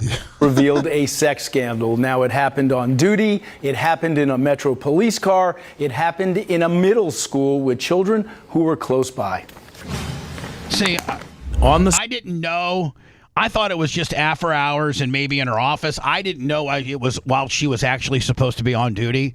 That puts a whole new wrinkle into this. And yes, Surface. Officer Lisa Vidrios seemed to have it all. Hi, I'm Lisa Vidrios, and I transferred What's up, hottie? to Nashville from the San Diego Police Department. Prior to serving as a police officer, I served in the United States Marine Corps for 9 years. In 2022, she graduated from the Metro Police Academy. The department even chose her among a handful of promising officers to represent her graduating class. I came here to Nashville with my family, and my husband included, who is also now a member of the Metro Police Department. Oh, and she was blasting one of his colleagues. Yep. An 18-year veteran. Oof. Oh. All right, boss. Are they both done, you think? Oh, yeah. We have 3 children together, ages 6, 4, and 1 year Does the husband stay by her, or does he get rid of her? No, I think he already filed for divorce. old. And we love spending time as a family and doing. And I love spending time getting bent over my desk at school and having an 18-year veteran who's not my husband blast me. Everything we can throughout the city of Nashville. She According did to this everybody she could have throughout the city of Nashville. Exactly. internal report obtained by News 2. In May of last year, the 37-year-old woman and another Metro police officer began having an affair. According to the Office of Professional Accountability, Lisa Vidrios and the unnamed male officer, who's an 18-year veteran, reportedly had sexual relations multiple times. Why is the male not while being on named? duty? He's been on leave since February. But still, I mean, like, why? With what? And like he put out for injuries. So they can't name him in this and report? they can't question him yet either, they say in the report. My God. Brilliant. No, this is good again. lawyer. I mean, good lawyering. Yeah. I mean, Brian, if you're looking at his lawyer and the advice on counsel, he's pretty brilliant. Yeah, he's abusing the system. Woohoo. In police cars, and here at Madison Middle School, where the 37-year-old served as a school resource officer. According to the report, Vidrios and the veteran officer had sex in Vidrios's SRO office while children were present. See, I don't know how cops, or anybody for that matter, teachers, principals, can think that you can do this sort of thing and get away with it. On school property, and she videotaped it, which is how she got busted because they took her phone. Yeah. In the schoolhouse. According to the OPA report, there is overwhelming evidence that the... Oh, she taped it on her own phone? Yeah. Oh, yeah. Officers had sex in a Metro building. When you tape, you're like it's done. Trust me. Don't tape. And the male officer's police car. That evidence includes video, pictures, and text chains, as well as an admission of wrongdoing by Vidrios. According to the internal report, the male officer has not been interviewed because he was on medical leave during the investigation. Oh, man. But, Brian, I mean, that's not going to be able to hold up forever, is it? No, eventually he'll have to come back and answer to the... But this is a year ago, so who knows? He may get medical retirement at this point. Right. You know? And he was approved for a medical There it pension. is. There it is, Brian. You were right. So he was approved for a medical pension, which means he may not ever have to go back and answer because he's not a police officer anymore, correct? Yeah, he doesn't have to answer to them. For an injury he sustained on duty. This report indicates if he returns to active duty, OPA investigators will question him. Which he won't. This guy completely circumvented the whole gimmick, did he not? Oh, he knew it. He was an 18-year veteran. Yeah. He wasn't some 37-year-old tart who just got there. Yeah. He was an 18-year vet who knew his exit plan. According to the report, Vidrios agreed to a suspension for some 30 days, after which she resigned from the police force. I'll send it back to you. Because now she gets to go to another police force and do it there, too. Well, thank you, Andy. News 2 reached out to the mayor's office for comment. A spokesperson sent us this statement, quote, "The mayor is consistent. Our first responders are held to the highest standard. When they don't meet that, it's not acceptable." The Metro Police Department adds Vidrios and the male officer were immediately decommissioned and removed from all police access on May 26, 2025, when the department was made aware of these allegations. Yeah, she's done. He's done too, he's but done. he gets to go with his pension. Right. And she doesn't. The taxpayers get to pay for his shenanigans. So was yesterday, Lummy, the 9th day in a row of bombing? Yes, it was. We'll get Brian's opinion on that and ours as well next. Stand by. Mission accomplished. Another segment filled.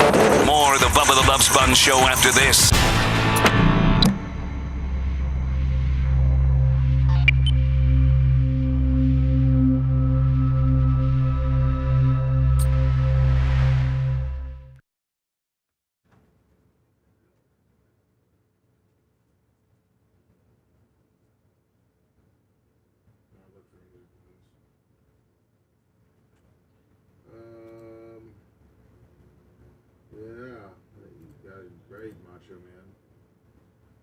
Boom, boom, X out of that. What's up, Felix? Tampa got, a couple months ago, Tampa guy got busted, or two officers got busted banging a 911 operator on duty. Oh. That's all you need. What's up, Poodle Ballin'? Where is his? Hit that thumbs up.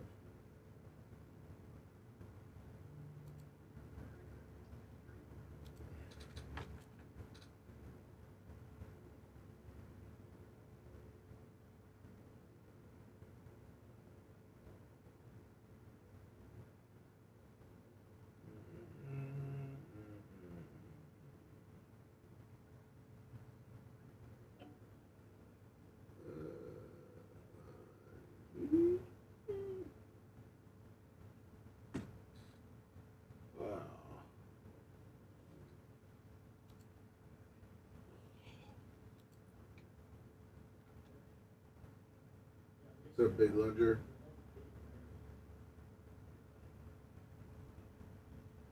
Close that out. Trying to find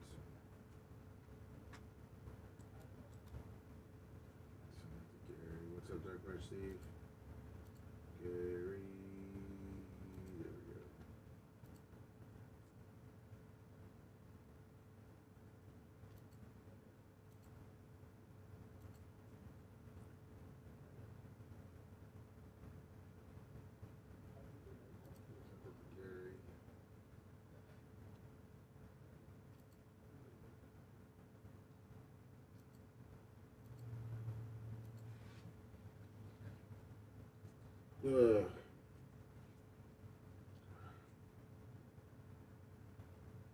What's up, Snezza? Is she a black guy? You like that? She kept the search spot on. You know, it's a side redneck. Good morning. Birdo, what's up? Big E, $100, Babyface Monday. Woo! Toot toot, honk honk, UBO. Blah, blah. Thuggish, Ruggish Nerd. Do it the last night. Oh, thank you, Big E. This one's for you, buddy. There. There you go, Big E. Oh, who hit that? I did. I thought that was me and Brian's 2-minute warning. I thought it was like the 30-second warning. Get in here. We came scrambled. All right, B, thank So you. That was Big E with $100. Oh, wow. That was worth a horn. Babyface Mondays. I didn't want to jip him on it. Thank you, Big E.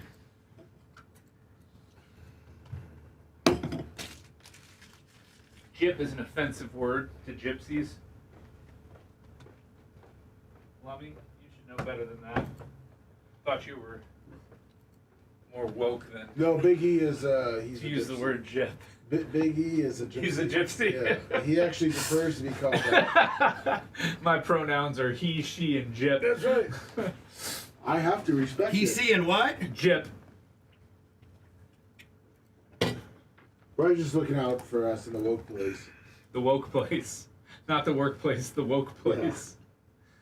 Yeah. My wife has to deal with the corporate stuff. I could never. Oh, does she got to live in that world? She's in that world, man. I hear all these people that I know that are in that world. I'm like, how the fuck do you know? How bad is it? It's awful. Like, firing a person's an act of Congress. The stupidity among these people, too. Well, a lot of them know how to work the system.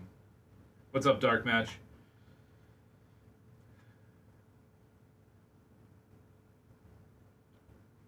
Now, Dr. Dan's in Turkey for his hair transplant surgery. He'll be back.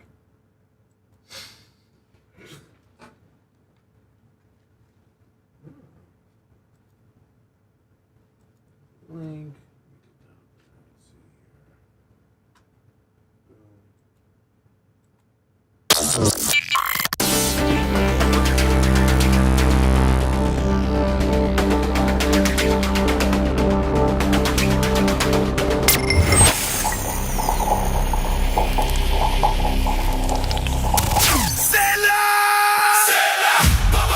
Shield your home with storm-resistant siding from Morgan Exteriors. Take advantage of our special this month. Get 20% off your project plus free installation. Choose from high-performance vinyl or fiber cement siding, built to stand up to Florida's toughest storms, heat, and humidity. Don't wait. Schedule your free consultation today to lock in savings. Visit MorganExteriorsInc.com now. That's MorganExteriorsInc.com. Morgan Exteriors, protecting Florida homes for over 30 years. All right, y'all, let's get back to the show now. It's a Bubba the Love Sponge show, man. Bubba the Love Sponge! And this show is listener supported at the Bubba Army at Venmo, PayPal, or Cash App.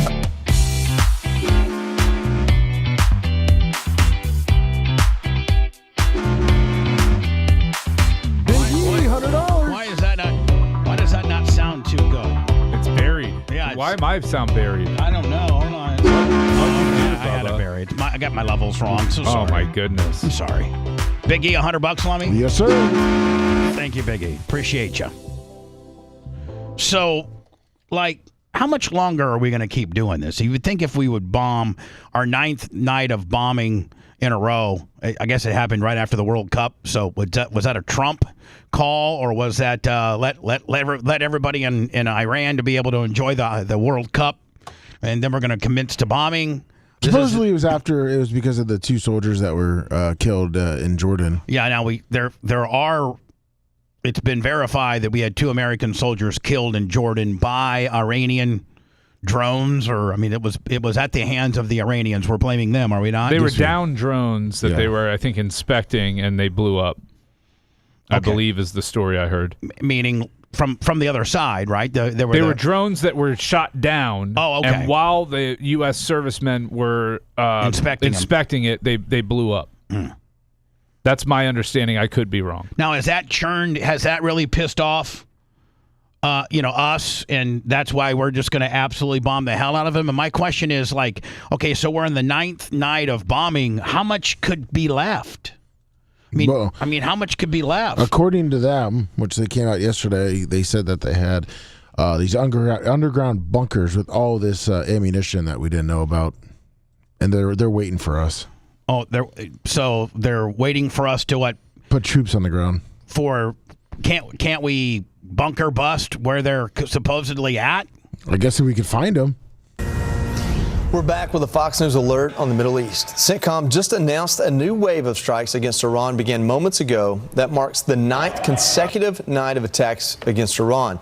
This follows the death of a 3rd U.S. service member and the death of 2 U.S. service members in Jordan who were killed during Iranian ballistic missile and drone strikes on U.S. Now, my question is, can't we just, in 1 or 2 nights, don't we have the firepower to pretty much take out pretty much everything, including any type of, drone facilities or weapons,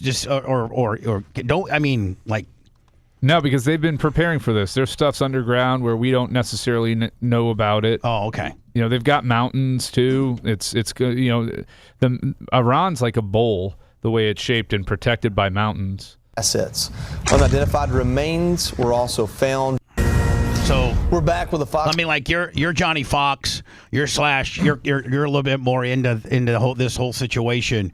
What do you think's going to happen? And then over to Brian as to what he thinks going to happen. Are we just going to keep bombing and bombing and bombing until we just? I don't know. Yeah, I think we're going to keep bombing and bombing and bombing until they. I don't think they're going to come to the table at this point, but we're just going to keep bombing, and I feel like it's just going to continue until. Will there ever be where we got it all? It comes to a point where if we keep bombing and bombing and bombing and bombing, what's left to bomb? Eventually we have to start bombing stuff that makes a difference, like bridges, communication places, power grids. Because obviously our bombing is not working. Right? Supposedly they've over the weekend. Brian. Don't even hold on. Please do not tell me that they're coming to the table to negotiate one more time. He's done with that. No, I guess that they hit a couple of nuclear plants that were supposed to give the power. They've been hitting bridges now, so they're taking out more infrastructure that's going to affect the people. Brian, what's your spin on this?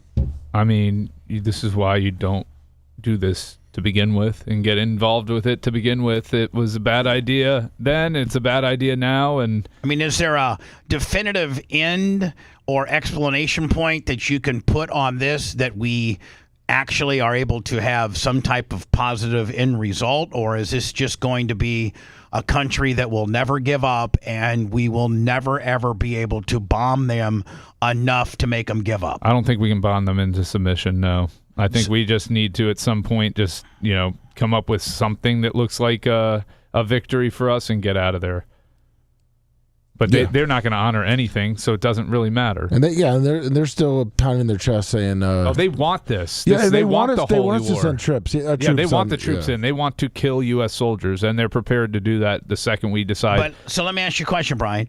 They want us to send boots on the ground so they can start killing. Even though we're going to kill more than them, they want to be able to say we kill American troops. But don't we have the capabilities and the technology to not have to do boots on the ground and have the same type of result? We can keep bombing them. It costs us money. It costs them money. Eventually, I got an ad. Dang it. Yeah.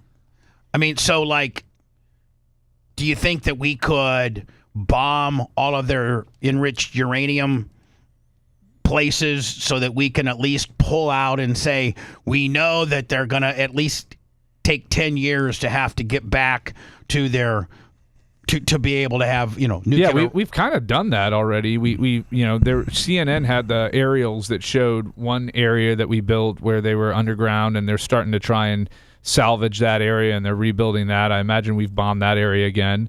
I don't know what the solution is with Iran. They're bat shiz, and you can't do anything with that. You can't fix crazy. And that's why, the 10 presidents prior have didn't take the bait, walked lightly, and not dealt with, or not, I guess you said take the bait, because they knew that these people are absolutely unreasonable. Look at that right there. We want land invasion. That's what they want.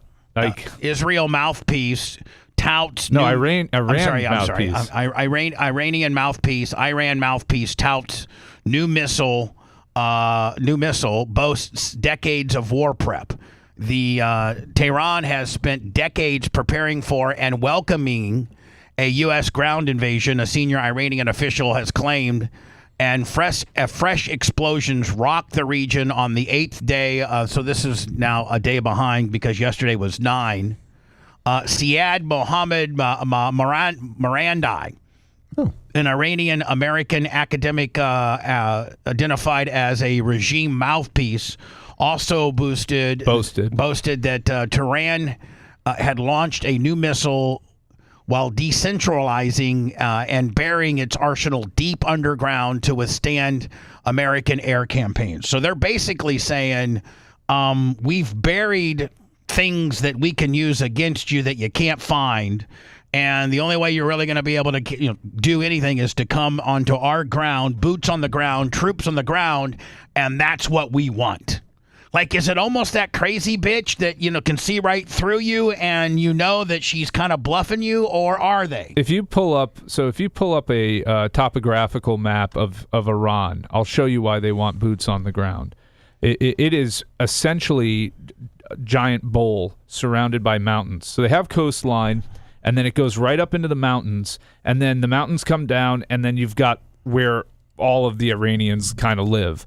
And there is no way for the U.S. to have consistent supply lines and support for any troops that they would send in there on a ground invasion. Iran knows this. A U.S. ground invasion in Iran will fail and will result in the loss of thousands of U.S. soldiers. Thousands, not hundreds, thousands, because of the way they're built. And you've got a people there that a lot of them, not all of them, would gladly kill a U.S. soldier to go to the afterlife and get, what waits for them there. Wasn't that similar to Afghanistan minus the water? Well, minus the water, and Afghanistan was a colossal. The bigger difference there is Afghanistan hasn't been. Those Afghanistanis were not raised to hate us and loathe us for 50 plus years now, or 50 years. Oh, I just meant the geography is Yeah. extremely challenging. Yes, but couldn't we? As much as they say that the only way we can potentially get through this or have a victory or be able to get them to stop would be put boots on the ground, don't we have the most unbelievable air capacity, and we could bomb the entire country, if you will, carpet bomb them, and not have to put boots on the ground. No, you can start killing civilians if you want to commit war crimes. Yes, you can just lay it down on everyone there. Sure. Do you think that would be Trump would get brought up on war crimes? They already probably want to at this point. I don't know that that would necessarily stop him, but at some point, your standing with the rest of the world matters. At some point, right? Is there a single person that Trump could talk to tell him that he will not get trumped up on, no pun intended, brought up on war crimes? Is there anybody dancing with us at this point, or are we completely in this by ourselves? The other Middle Eastern countries are. That's it. Yeah. We've got their support for the most part, the ones that we've, have good relations with. doesn't it seem like it's very frustrating in the fact that we got them that's goading us? And I just saw pictures this past weekend of them on the side of buildings, Trump in a casket and Trump hanging an effigy and all this kind of stuff. And so they're absolutely insane. I mean, but the only way we can win is to bomb them rather than to invade them. And bombing them might provoke war crimes against our commander-in-chief. So, like, what do you do? That's a question formed to everybody. It's a quagmire, man. This is why what you do is you don't do this to begin with. I know, but we're already pregnant with the baby. Like, I know. We're already pregnant. So like what? Well, you spend the next 18 years raising the kid. Well, I mean that's Afghanistan, right? Yeah. I mean we were in Afghanistan nearly that time, weren't we? A long time, yeah. So is Iran going to be the next 20 years in Afghanistan? I mean, it could be. It could be. It could be. I mean, I just don't see how you fix this at this point when you have another side that is as delusional and insane as the Iranians are. Oh my God, they are too. How can you possibly come up with a solution when you're dealing with that level of insanity? Yeah, I mean, they don't care. They literally, if this was our country, people genuinely care about not dying. We're very selfishly want to stay alive because most of our, belief system and what you potentially believe spiritually does not have the same template that theirs does, which theirs, the most people, I think, over there are Muslim.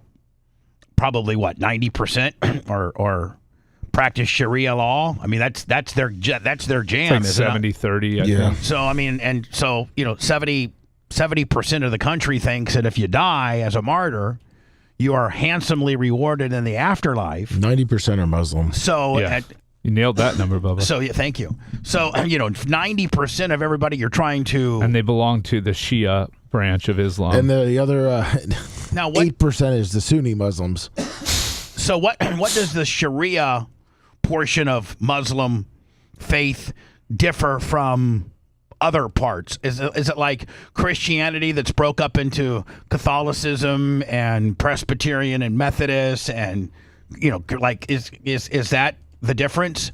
And it's a subsect of the Muslim It's like faith? a super extreme subsect of it, yeah. Like a more extreme. Yeah. Oh, super, yeah. So I mean, does a lot of their cockiness and being arrogant and the swagger that they have about not dying is because they feel if they do die while defending their country, they're officially a martyr and they're going to go and be rewarded with what Muslim law says. It's, streets paved of gold, 72 virgins and what have you. So like it's impossible to fight these people because they don't care.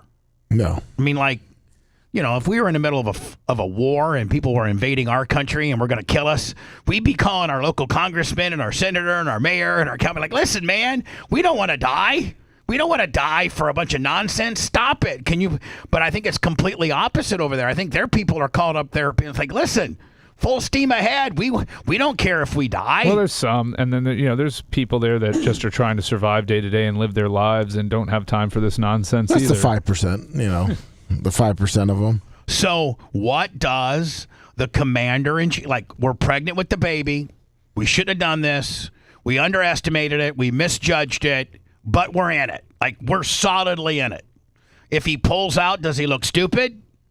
If he pulls out, I think that he has to have one thing I think out of all these loose net situations, their long-range ballistic capabilities, I think that if he can just get two things done, he can pull out. One, to secure the Strait of Hormuz, meaning it goes back to international waterways, nobody tolls, people can go to and from, like it used to be. And then secondly, if he could, now we've already a year ago went over on a bunker busting deal and supposedly took out all of their nuclear capabilities, which now we've come to find out that we missed a bunch and we didn't get it all. Yeah. So if we go back and get it all, like we absolutely get it all, I think at that point you can pull out and say, listen, what are they going to do? We're not going to invade them. That's what they want. They're crazy. They're never going to agree anything. At least I, as the President of the United States, have ensured that we at least can have 10 years of peace, according to my calculations, 10 years. And, he can come up with any intelligence report to support what he says. According to my intelligence community intelligence report, it's going to take them at least a decade to be able to replenish what we took out nuclear war-wise, and that's a victory. I mean, now we're out, we're done, and I mean, at the end of the day, man, they probably will they retaliate, Brian, and continue to try to screw with people in the Strait of Hormuz? I mean, obviously they can't do anything if we take out their nuclear stuff other than start building new, which they probably would, but they can continue to screw with the entire world with them being the bad guys of the Strait of Hormuz. Yeah. They can still cause trouble and problems for everybody. And they're still going to keep funding, Hezbollah and the other Hamas and the other terrorist organizations. So it really doesn't matter what we do. But I don't think the president can tell the American people that. I mean, the truth of the matter is we probably can't do anything because they're not going to give up and they're never going to sign anything that we can live with. So you got to pull out. So if you pull out while having taken all their enriched uranium away, at least you can pound your chest on that, can't you? Or do you just pull out now with all these loose ends that haven't been tied up and you really achieved nothing other than kill a couple rounds of their supreme leaders, but you didn't really secure the Strait of Hormuz. You didn't really take out their ability for long-range missiles, and you really didn't take out their nuclear capabilities. So, I mean, if you pull out now with all those three loose ends that are still out there, I mean, that's a massive failure, is it not? It would appear to be, I guess, especially if they're going to keep charging, and running the Strait of Hormuz the way they were or have been now. They weren't doing that before. I'm just trying to think, if you take your blue and your red shoulder patch off and you're just a person that's just trying to come up with a solution here, and you're not Democratic or Republican led or you even think that way, and you just try to think like a free-thinking man or woman, like, how do you strategically get out of this mess? Well, I guess that's what I'm saying. George W. Bush and his presidency were the most warmongering president of all time. Like his Rumsfeld and everybody, Cheney, all of them were just absolute military-industrial complex guys. Absolutely. They knew not to do this. They knew not that. Look, they picked a fight with everybody they could, and Iraq and Afghanistan, and did all that. And they stayed away from Iran. And there's a reason for that. And, the geography of Iran makes it impossible for us to do what we did in Iraq. And these people are absolutely insane. So, can the president get on and be like, I just want to let you know, after, 100 days, I found out these guys are complete nut jobs. They're going to always be this way. You can't even bomb him into submission. So at this point, we're going to go ahead and pull out. He can't say that. He cannot. That is absolute midterm political suicide. Now, the midterms may be already headed in that direction, but you could have not put an exclamation point on how bad the midterms are going to be for the Republicans if Trump does that. If he completely is just honest, where I miscalculated, this has been a big mistake. Oh, he would never admit that. No, he's that's not an option because he won't do it. So, what does he do? Does he keep us in this war for his entire term? Does he? How do you Brian? How do you pull out and optically make the Americans think, even though a certain portion are never going to believe you, but even for your base? For your Lummies and your Dan Diacos and how do you get them to agree that you made the right decision? What does that entail? Because he's lost everybody for them. I mean, there's hardcore people that are like, listen, we need to keep doing. Gas is $85 right now. I mean, like oil futures keep going up. Let me just make sure that I'm on the that I got the right numbers here. $83. Gas, they were down to $68 on July 3rd. So 17 days ago, they were $68 oil future. Today they're at 83. Yeah, they're trending up slowly. I it's not outlandish. I mean, the price of gas is not going to be coming down anytime soon. No, they don't even come down when there's relief in sight. They still jack them up, so that's a problem. So, like, before we go into words, like, what does Trump? If you could be Trump's advisor, Brian, and your sole purpose was to make it look optically like we got a little bit of a W and didn't take a big L, what would you say? And he listened, and he actually had to listen. I would have a false flag attack on the United States, blame it on Iran, and then go in there and level them. Oh, perfect. But that's, I think, the only way out. But you're right. Yeah. You're right. I didn't even think. So you false flag something here on our mainland. Yep. You blame it on them. Yep. Then you go over there, absolutely carpet bomb the hell out of them because it's retaliatory for the terroristic act you did on our soil. Yep. Which looks less like a war crime. And you pull out. That's a way. I think you're brilliant. I think I didn't even think of that, and that's brilliant. That's a way. Do you have others? Because I'm all ears. Because I mean, I am absolutely in lockstep with you. I don't want that to happen. I don't, but I don't know how else he could claim a win. I mean, from that point too, he rallies the country because now we've had an attack on U.S. soil, and patriotism we saw post 9/11 really bumped up Bush's numbers. Yeah, like Pappy Jasper said, like Bush did to go to Iraq. Yeah. I mean, that was all a facade. Yeah, that was all a bunch of BS. Yeah. Well, some people say, too, that he went to Iraq, obviously, for Saddam, but he was going to... Well, we never found... setting up for Iran. We never found weapons of mass destruction. Remember that? Oh, Dick Cheney. There was so much yellow cake. I know. Yellow cake for days. So, hold on, Brian. How about this? Now, I got to be careful on how I say this because this could be irresponsible. But do you do and I'm going to, God, I don't know how I say it. Do you do a Butler type gimmick? Yeah, fake, yeah. Do you do a false flag attempt on the president's life? No, because he's not popular enough for that to make a difference. Yeah, too many people would be happy about it. I think you have to go after civilians. Yeah, you got to go after Americans. Yeah, right. I think that's the only way you could do it. Yeah. Nobody's going to really care. Somebody took somebody took a shot at me. Yeah, whatever. I mean, half the country would be celebrating. Right. Not me, but half the country would celebrate that. Right. So at this point, you have to target Americans. That's one thing we have in common is we still supposedly like each other. We supposedly love each other. We love fellow Americans. We're supposed to, at least. But we've never been more divided in our entire life as Americans. But Brian, you're dead on. Create a false flag, blame it on them, go over and carpet bomb the hell out of them so you don't get a war crime Willie and pull out. Yeah. That's absolutely brilliant. When we come back, Did you? I think you sent this to me, or maybe I found that this woman and her husband walks in and finds her cheating with another dude. The husband kills the dude she's cheating with. Yep. And then does she poison him? I thought she did. Yeah. Yeah. Then she poisoned the husband. The husband didn't kill her. He just killed the guy that was blasting his wife. He killed that guy.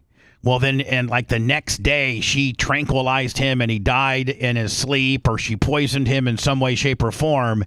And then she cut his body up and took him to the neighbor's barbecue and served him. Yeah. Oh. How do you serve human, though? Like, what's the proper way? Ground beef? I think maybe that, or maybe like a little tenderloin? Tenderloin or a cube steak if you cut it all up and just brought it. I mean, I don't know what human flesh looks like. Does it look like hamburger? Does it look like a flank steak? Like, I don't know. That's a great question. Mine would have a lot of marbling on it. I think it would be pretty good in a smoker. Google search, Lummy, what's the best way to prepare human? All right. You're listening to the Bubba the Love Sponge Show. If you want 24/7 on-demand Bubba and the crew, go to BubbaArmyHQ.com. The Bubba the Love Sponge Show will be back after this.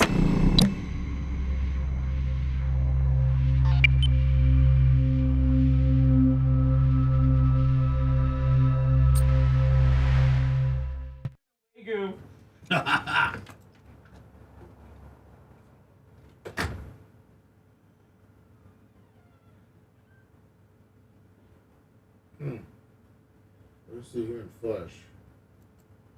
Cooking update.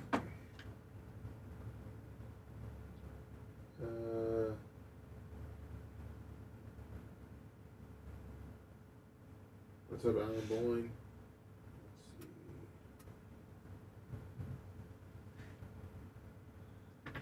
Gotta go piss. Okay, well, animals, all three, subject. I got a PQ. What else stay with you? Chat. Chat among those is Gene calls you. Let's see, are there any health risks consuming health flesh? Diseases. Alright.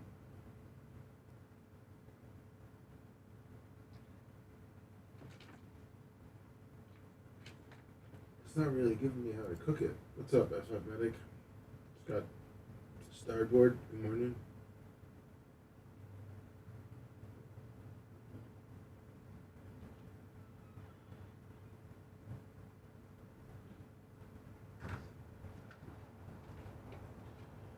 It's not really giving me a good way to recipes, prepare human meat. Yeah. Somebody, you can't rely on like Google's AI answer. You got to I'm go not to going on Google's. I'm going on like websites. Reddit. I'm going on websites. Reddit will probably have it.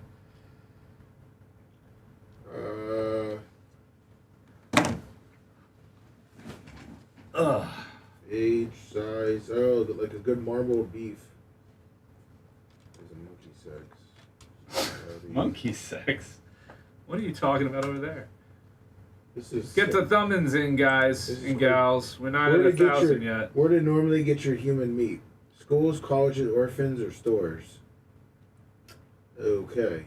Come on, let's finish strong. Oh. We're only at 900. Ribs, plate, belly beef, bacon, and ham. This is quite disturbing, Brian. Quartering.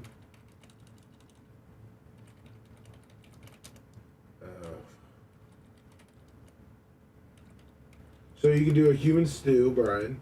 Okay. So Are you on Wattpad?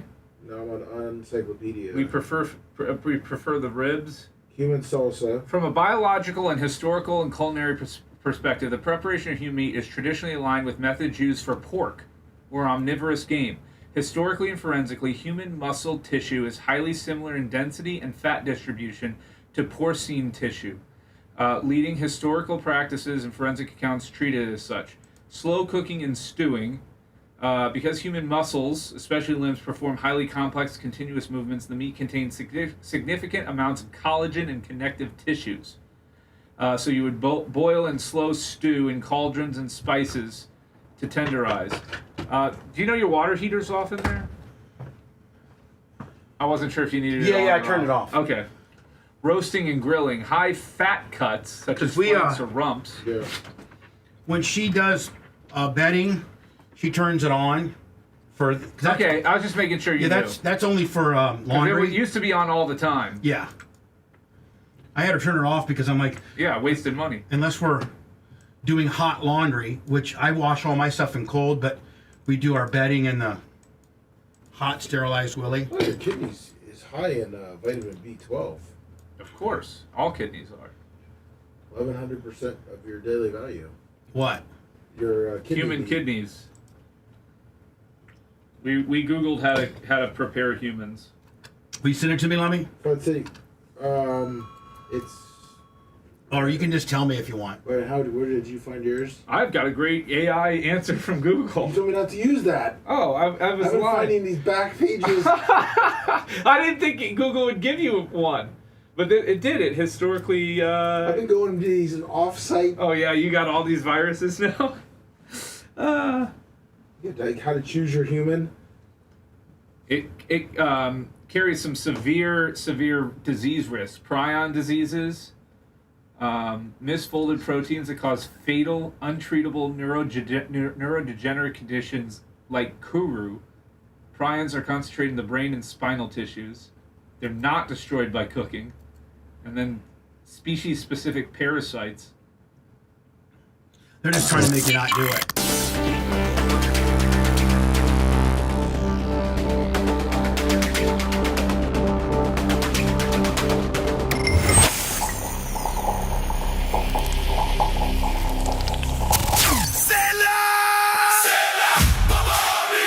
So hot. Guys, your wife is hot. With soaringly high summer temperatures, it's time to get her a box. Watch romantic movies, thrilling series, shows to set the mood, baseball, soccer, racing, and the fights for you to enjoy too. All the programming Get a Box is famous for in crystal clear HD. It's so easy to set up, even your buddy with a VCR can hook it up. You know what else is too hot? That cable bill. It has more junk fees than a used car lot. This summer is the right time to enjoy a box. Today, with promo code Bubba, you can get $25 off any box. Go to getabox.com, promo code Bubba for your box today. Getabox.com. Stay inside with your hot wife and never pay for TV again. It's Bubba, the Love Sponge. Listener supported at the Bubba Army on Venmo, PayPal, and Cash App. The Bubba the Love Sponge show continues now. So, Lummy, I got the map of Iran, and it's way bigger than I thought. Yeah. It's way bigger. Now Saudi Arabia's with us, aren't they? Yes. All right. They're probably within this Middle East. Are they probably the most powerful and the ones we got to worry about the most with regards to keeping them happy? I'd say yes. That's one reason why they say the Epstein list hasn't been totally, because there might be some Saudi princes on there. Well, I've heard that too. Now, where does Afghanistan stay in this whole thing? Are they not? Are they no longer like they're so wiped out? Like it's a non-factor. They hate us. Pakistan. I think it depends on the time of the day. They don't really like us. They put up with us, but they're uppity too. What about nuclear weapons. What about India? Haven't you called your local phone bank? They and Pakistan hate each other. I know that. Yeah. And then obviously Iraq, they don't really care for us, right? Not so much. So I mean, Kuwait. Brian, you're saying territorially, the last segment, if I was to pull up a map of Iran, you're saying it's like a big bowl. So here's kind of the terrain, yeah. So is it like all this mountain here? And then it's all mountains all around it. Right. All around it is mountains. And then you've got like that area, that patch there where Tehran is and all that, that's lower area. Then you have the lower area there that's in the white all the way down. And that's pretty much where everybody lives. Now, other than the mountain people. Now, do we have any presence in this body of water? What is that, the Caspian Sea? I don't know. The Caspian Sea looks like it doesn't really drain. Like it's all. I don't think that's the Caspian Sea, though. Is that or the Black? No, the Black Sea's next to it, so that's the Caspian Sea. Yeah, you're right, Brian. That's right. That's the Caspian. Okay. Because the Black Sea's next to it. And how do you get anything to the like? How do you? I don't know that you can float a boat and get it into the Caspian Sea. I don't know that you can get it in there. Right? It looks like it's a closed water system to me. Same way with the Black. I mean, maybe the Black you can get up through here, what have you. Now, obviously, we have a ton of presence here, right? This is the Strait of Hormuz, and then and we're probably all up in there. But I can't think we can really flank them that much from the north, right? Not too much. I mean, we can't come in. Can we come in through? Can we Azerbaijan or Turkey? Can we? Is Turkey? Well, there's mountains there, though. That's the problem. Yeah, Turkey will work with us. They'll dance with us. But I mean, if you pull up like the terrain map of Iran, you'll see how difficult it is to engage in a war there. I don't know if that's even any better or not. It just made it hazy. I don't know what you did. That's the smog map. I've seen enough. That's from the fire. That's from the bombing. I want to go to this. Lummy thought that we could not Google how to fix a human And so he was staying away from it. Meanwhile, Brian's Googling it, and he's got everything. Oh, no, I Googled it. I was just in the back pages. Brian told me not to use the AI answer, so I was using all these, like... Well, I figured AI would be like, don't do it. It's not good. We're not going to tell you the real answer. But they told us how to cook humans and the dangers of doing so. And supposedly, isn't it really, really, really dangerous in the fact that you could maybe get some parasites and some, like, E. coli and all kinds of things? Well, like prion diseases is the big one. That's they're concentrated in the brain and spinal tissues, and unlike bacteria or viruses, you can't kill them by cooking. So like if you get pork up to 165, like anything that could be potentially in pork or chicken or anything gets killed off at a certain temperature, correct? That's what you have an internal temperature gauge for. Yeah, these things don't die from that. They're not like bacteria, viruses. So they're misfolded proteins that can cause fatal, untreatable neurodegenerative conditions like Kuru, which I've never heard of. I've never heard of Kuru. By the way, the brain is a delicacy. So it's an incurable and fatal brain disease caused by prions. You won't believe what happened after she was caught cheating. In 2016, Kelly Cochran was having an affair on her husband. Came home early from work one day and he found another man in his bed with his wife, and he did the unthinkable. He actually shot and killed this man, but this is where the story gets wild. Kelly is so angry that she wants to get revenge, so she drugs up her husband and suffocates him. Now she has to dig a hole for 2 bodies. And then police find out while investigating the crime that Kelly was so sick and demented she took pieces of her husband and her lover's body and she grilled them out during a friend's barbecue and served them to her neighbor. I would be absolutely still puking right now if we had a barbecue yesterday, all of us, had barbecue, and I was working the grill, and the meat that Ashley brought was, her ex-lover and you. Now, let me ask you this, Bubba, though. Let's say, though, real quick, let's burn a timeout on this, because I think you're reacting from emotion. Let's say you had that and you were like, oh, you couldn't stop thinking about it. You're like, oh my God, Ashley, that was the greatest meal I've ever had in my life. What did you do? What was that special recipe? And then you come to find out that it's human. Now are you craving human flesh? No, I'm absolutely What if it's the greatest thing you ever had? No, there's no. That's like saying this, Brian. You and I go out and do heroin, and it's the best ever. There's reason why people will do crazy things to get their hands on heroin. Yeah, but they're also, that's where not that I have a lot of it, but I'm saying that's where maybe willpower has to come into effect a little bit, where you just cannot. You cannot. But all you can't, you just can't stop thinking at night. You're sitting there in bed and you're like, man, that burger was so good. I will tell you this. I went to a meat market, that meat market that I Googled, Lummy. Yeah. And I paid absorbent amount for these sirloins and the Heights market, the Australian Wagyu ribeye. And I will tell you this, man, when you ate it, it was significantly better than even the Publix, grass-fed, anything that I've ever gotten that supposedly was pretty good, but I got it at a supermarket. This thing, you could really tell the quality difference in beef than just store-bought stuff compared to a specialty meat market. Now, so Brian and I I can't afford it. I think the ribeye was like $80. Whew. So, but it was absolutely the best piece of meat I've ever had in my entire life. But it's legal. It's just pretty salty to go down there and pay $80 for a steak. But so you're saying it. If I was to eat a human being and not know it, and then it would literally be as good as that Australian Wagyu ribeye that I had. Yeah. And I would just love to have another one. I would love if I could. I can't justify paying $80 for a ribeye. I just can't. Well, then stay away from the Japanese A5, because Australian Wagyu is way cheaper than Japanese Wagyu. I'm never going back to that meat market ever again. I mean, I know what they got. I know how good it is. I just can't afford it. I'm not going to buy. I can't.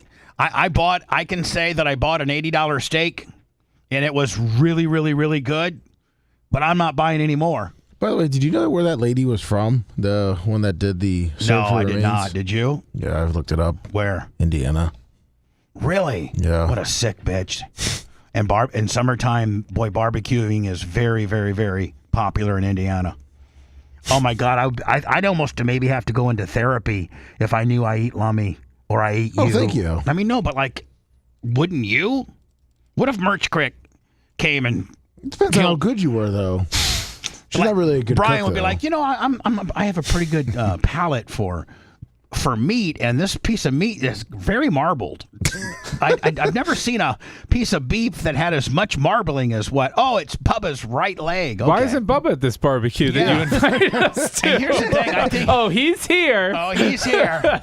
He's paying his respect. Here's the thing. He's the guest of honor. I don't know that I could be quartered as easily as like Brian. You're skin and bones. I'd be terrible to cook. Yeah, you'd be like beef jerky. Yeah. Yeah, I'd be like that really highly marbled Delmonico. Yeah. I literally have to, like, if somebody told you afterwards that you just ate your buddy, I don't know what I would do. I feel like I have the strength of Bubba and Babyface. Oh, my God. And isn't cannibalism highly illegal? Like, yeah. No, I mean, like take the murder, and you're going to be in trouble for, let's say it's first-degree premeditated murder, which I think is the absolute worst thing that can be put on you that warrants the death penalty. I think the premeditated portion makes it now capital punishment-able.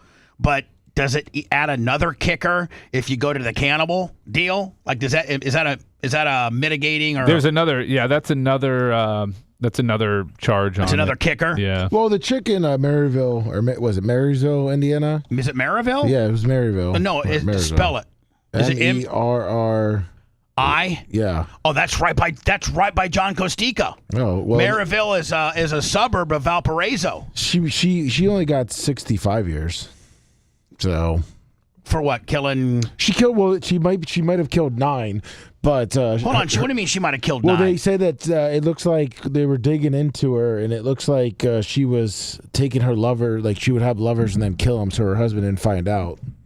Really? Yeah. It's a Black Widow, man. Has she gone to court? Yeah. This one's from this story's from 2018. What I'm saying is, like, what she was charged with, was it 9 or was it just the 1? It looks like it was just the. And they're speculating 9, but it was just the 1. Yes. So. Oh man. And I wonder what human tastes like. Is there anybody that's ever? Is there anything that you can? Now, let me. You got some various. Didn't you say the liver or the kidneys are the delicacy, and you can the brain is the delicacy, but you can't overcook it. But they recommend you to fry it, put it in a frying pan. Fry the brain. Yes. Fry the brain. Yes. Now, is there like some parts that you're not supposed to eat that are, like? And here's the deal: like, is there people that have, and who are these people that are giving us these, reviews, human reviews? Like, how would anybody know that? Like, how does somebody know that the brain is the delicacy? How does somebody know? I think they look historically at the records of what prior cannibalistic societies did. Now, Brian, can I ask you a question criminally? If you were in wasn't there a movie about a plane crash? Might have been Donner's. Alive? No. Yeah, the one with the soccer team? The crash into the Andes or whatever I think there's been a couple of them, hasn't there, where there was a plane that crashed and the survivors had to resort to cannibalism to stay alive. And at that point, I don't think they would charge these people criminally unless they killed them.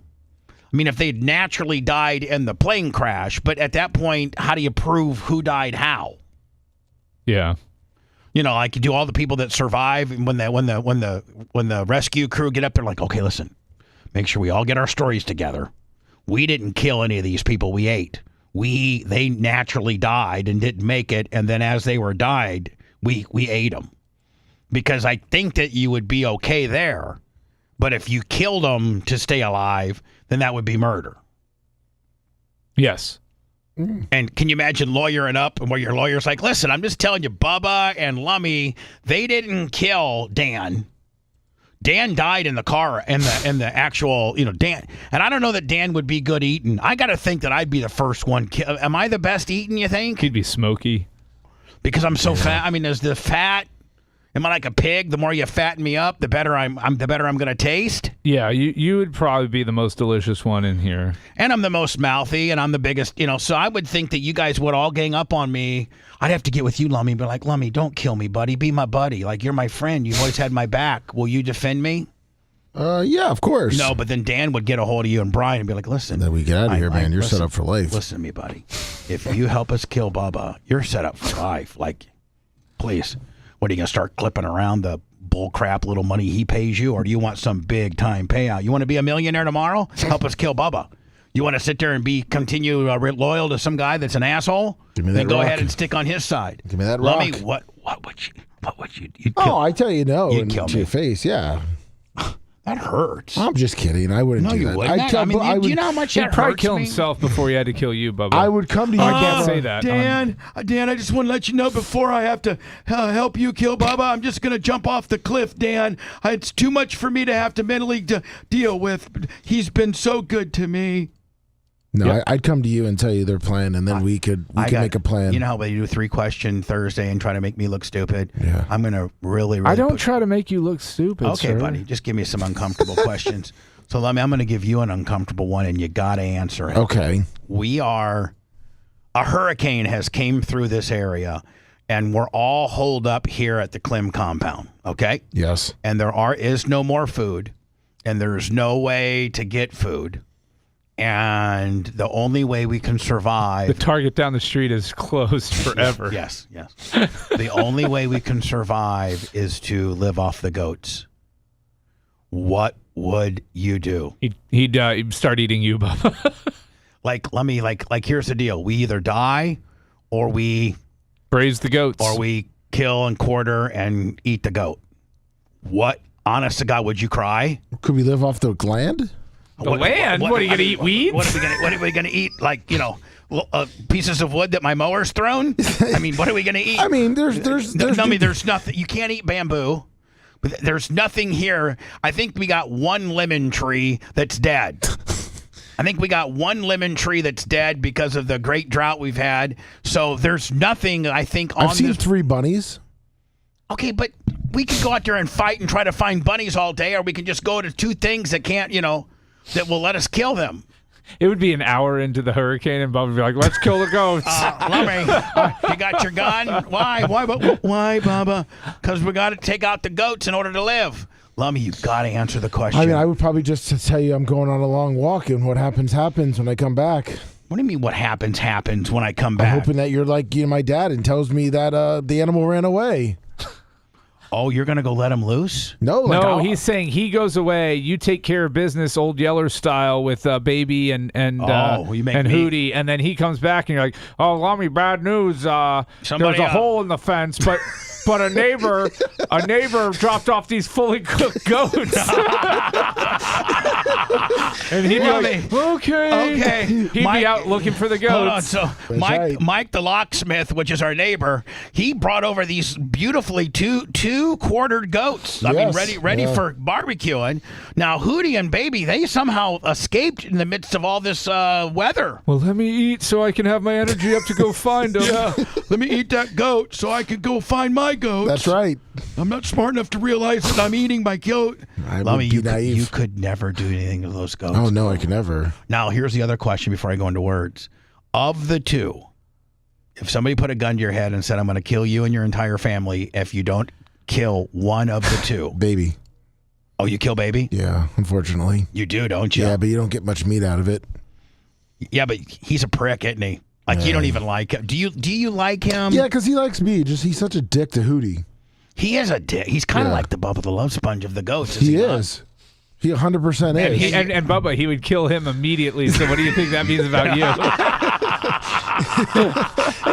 He's like, immediately, Baby. I don't think. It's like you, Bubba. Exactly. I don't think Lummy's actually.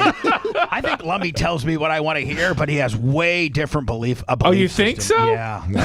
I know so. How about that? I just figured that out today. That's how stupid I am. Now, I didn't realize that the Tate brothers, they're actually not wanted here. They're wanted in Great Britain. Yeah. Like, so they haven't, it's my understanding that the United States, that we don't have a problem with them. Or they're not in trouble here. They're in trouble in Great Britain. Yes. So is Great Britain going to extradite them back? That's the plan. There goes our chance of that interview. What's that? I said there goes our chance of that interview. Controversial Manosphere influencers Andrew and Tristan Tate. The brothers were arrested by... Now, what did they do wrong? Is it just that? Rape, assault, sex trafficking, and distribution of child porn. Allegedly. Federal officials in Miami yesterday after. Now, did they live in the UK? No, they were hiding out in where, Saudi? So, or one of the countries that they. How can the UK bring them up on charges if none of this didn't happen on their soil? I think it did. Oh, okay. British authorities issued 38 new charges against them, including rape and human trafficking.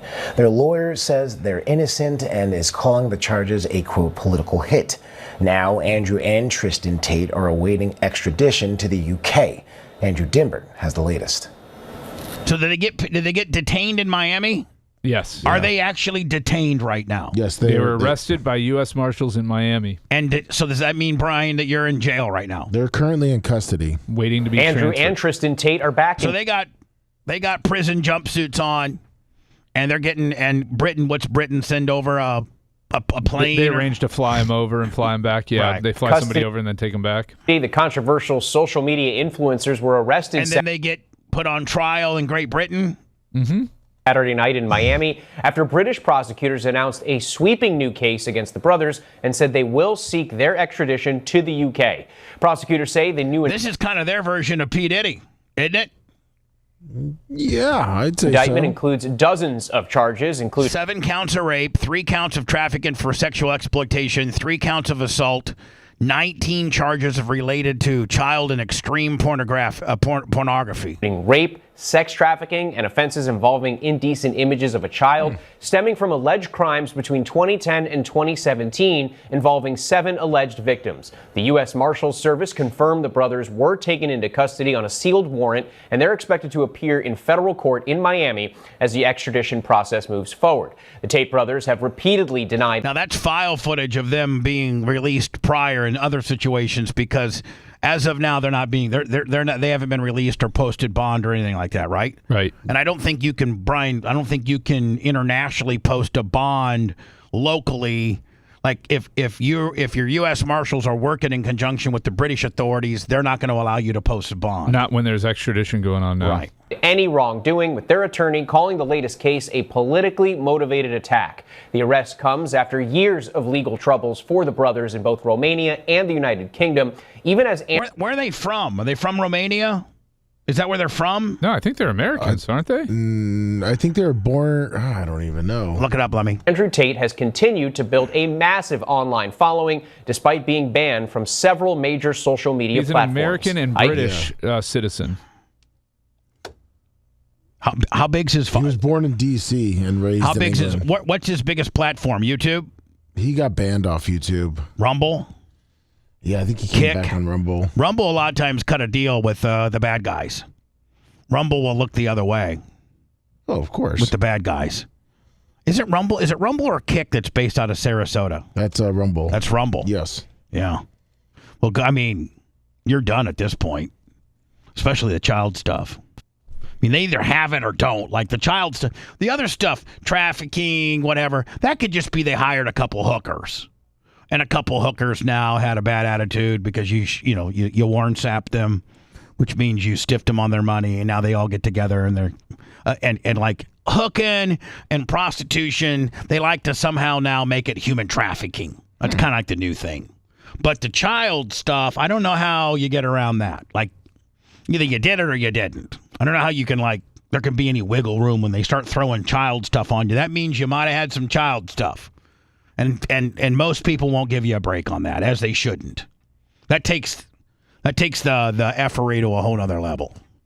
Speaking of child stuff, when I return, I cannot for the life of me, Brian, I know you've not seen this. I'd like to get your first reaction. I cannot for the life of me understand how any police officer can be told and have evidence that a grown man had sex with a 13-year-old girl and the cop tell him we're good. Are we sure this is real? Brian, I did research it. Will you re-research it? Will do. It's out of Lewistown, Pennsylvania. All right. Will you re-research it? Yes, sir. Because I could have got bamboozled yet again. But that's why I have you and Brian to call me out. So we won't go to air and look stupid, but I look stupid for even bringing it up. But I'd rather be half as stupid than full as stupid. right? Yeah. Yeah. Bubba, you're hot. Bubba-isms are the best thing in the world, man. It's fun. It's so much fun. Bubba the Love Sponge. We love you, Bubba. The Bubba the Love Sponge Show returns after these words.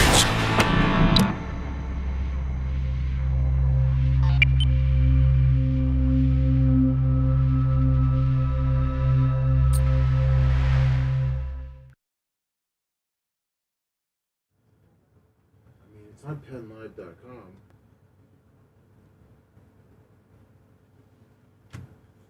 Yeah, I'm looking at it. It seems to be real. When I Googled it, Yeah, it seems to be real. But there's like not really any big news. But the incident happened, and the Corporal McLaughlin ordered the man to leave rather than making an immediate arrest. So yeah, what it shows is true. I mean, this is good. I mean, this isn't good. This happened.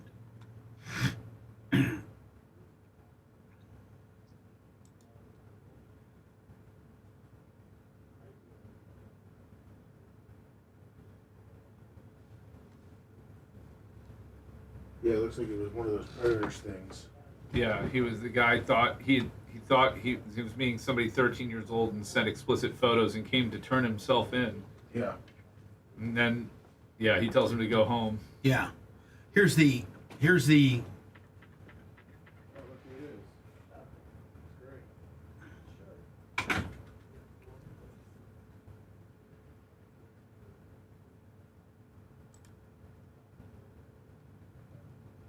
All right, we gotta get those last second thumbins in. We're not gonna hit 1,000. God, I can't believe it. We're not gonna hit a G-ball. Come on. I can't believe they do you that dirty. We're at 962. Let's get there, guys. Come on, thank you, Dirt Merchant. Get me to 1,000, or I won't be back in here on a Monday again. Ever. In my life! Boom. Town police claiming video circulating on. Boom, boom, boom. Hey, Brian, here's the Channel 8 affiliate covering it. Yeah, no, it's real. Okay. I Googled it. Nope, yep, you're good. You're good. I just wanted to see if it was maybe misrepresenting what actually happened. And I don't understand how the fucking police. It's probably a Saturday. He didn't feel like doing the paperwork. I know. He's like, I got a grill to go. I know, but we're talking cookout to go to. But we're talking about like the raping of a 13-year-old. I mean, then what happens is this: you end up catching shit, as you should.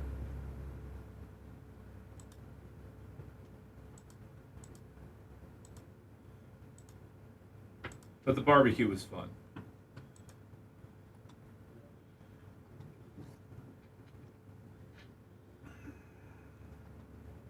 Take me down to the paradise city where the grass is green and the girls are pretty. Take me home, yeah. Man, you talk about a band that fucking was selling out stadiums. Yeah. And then Axl got fucking full of himself.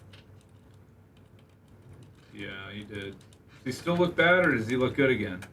I don't know. He looked bad, but I think he may have maybe gotten.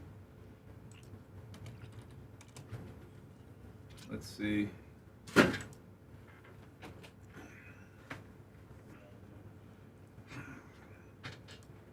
He's only 63. I didn't know Joe Rogan is 59. I didn't know Joe Rogan is only a year younger than me. You guys are good for your age. I don't know if I do.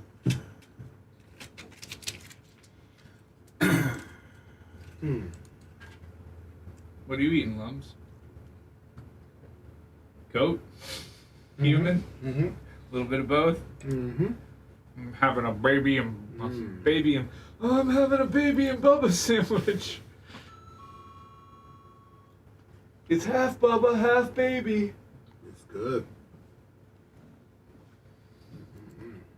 I'll tell you what, revenge is best served warm. Got some jerky out there for you, baby face. The best revenge is revenge. Mm-hmm. That's what I've been told. Is that what it is? A wise man once said it. Who said that? Nobody knows. Nobody cares. Dan's not doing the show anymore, guys. He's done. So, pretty much got me now.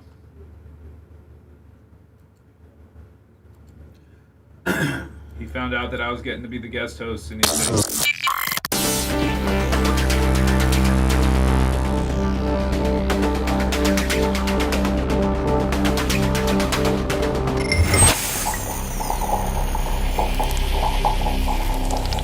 Morning's most dangerous conversation continues. We are back, you ready? It's Bubba, the Love Sponge Show. The Bubba, the Love Sponge Show. I have not been bamboozled by AI. I need to pound my chest when in fact, you guys think potentially I might have. And indeed, I did the due diligence, and I don't think I've been Brian, you're the one that... I don't think I got bamboozled one time today out of AI. No, you did it. No. And you've sniffed out the few times that you may have been. Yeah, did. So here is the Channel 8 NBC affiliate for this particular area. I also got the official police response. They've responded to it, too. And what happened is a guy went in to turn himself into the police department for having an inappropriate sexual-based conversation with a child. I don't know that he believed to be 13 years old. Right. I don't believe that there was any physical interactions, but the conversation was very sexual-based and inappropriate. And so he went and turned himself in. Oh, nice. Not that there's an honor amongst these type of people, but that's fairly honorable. You know, I don't appreciate you. They should lock up and throw away the key, but at least you manned up. There's a certain amount of, appreciation I have for that. Here's the story. Circulating online shows a Mifflin County man appearing to turn himself in to Lewistown police, claiming he had inappropriate conversation. Holy basset hound eyes. My Lord. It's a little heavy with the under eyeliner there. That, or did she get an eye implant? Like, did she make him bigger? My Lord. With a 13-year-old girl. So the video, which is highly edited, shows a police officer dismissing the man and telling him to go home. The officer also indicates he already talked to the man, and the district attorney would determine if any further steps will be taken. Lewistown police released a statement saying an internal investigation will be conducted to determine if the department's policies and protocols were properly followed. They also advise against confronting potential suspects as they may endanger themselves or others, and the confessions they obtain may not be admissible in court. We reached out to the district attorney for comment, but have not heard back. Now, here's the actual interaction. Okay? So this guy here, I don't know who's taping this. It's the guy that he does these sting operations. Oh, like these auditors? Yeah. Or these guys that they try to get these people involved in talking to what they think is an underage child. Yes. And then they have the guy meet him at like Walmart or somewhere public, and the guy goes there with some Zimas and some condoms. Have a seat. With some Zimas and some, have a seat. I see you brought your 6-pack of Zima and your condoms. Why would you do that? These vigilante, non-police, like they're not law enforcement. They try to get and lure these, sick people into having, talking very inappropriately and sexual based and what you're going to do with them and maybe exchange, D pics and all this kind of deal. Really, it's, some vigilante group trying to get these child predators to meet them at like a public place. And then they often say, either you stay here and tell us what you did, or we're calling the cops, which sometimes they're able to get them to confess. Other times, if they try to run away, I've seen instances where they've hit them, tripped them, beat them up, and what have you. And I don't know if the cops get involved or not. But in this instance, I think, Lummy, they got this guy so scared and freaked out that they told him he needed to go to the police station and turn himself in, or they were going to go give the information to the cops. Yes. So this dumbass, this white trash, skinny hillbilly, decides to go to the police department and turn himself in. And the police department acted this way. He came to turn himself in. It's you. Didn't I just talk to you the other day? Yeah. Can you tell him what happened? I was talking to a minor, yes. I was flicking with her. I was flicking with her. That. Oh, what's that?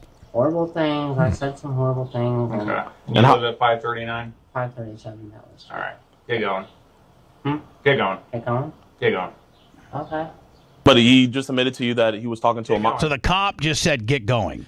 So here's what if I'm playing devil's advocate here, I think the cop had already turned this over to the district attorney or to detectives to investigate further, and he did not want to encourage this vigilante justice that was going on here, where they bring this guy in, they slap him around, things like that. Right. So I think instead of encouraging it, he's like, we're already aware of it, we're investigating it, it'll get taken care of, it'll get handled. The more that I do here is only going to add fuel to their vigilante fire. Well, it could be anything he says could be the result of coercion. If he was threatened by that guy to go and say something, or this will happen, then the confession could be invalid. It could be not. It could be kept out of court.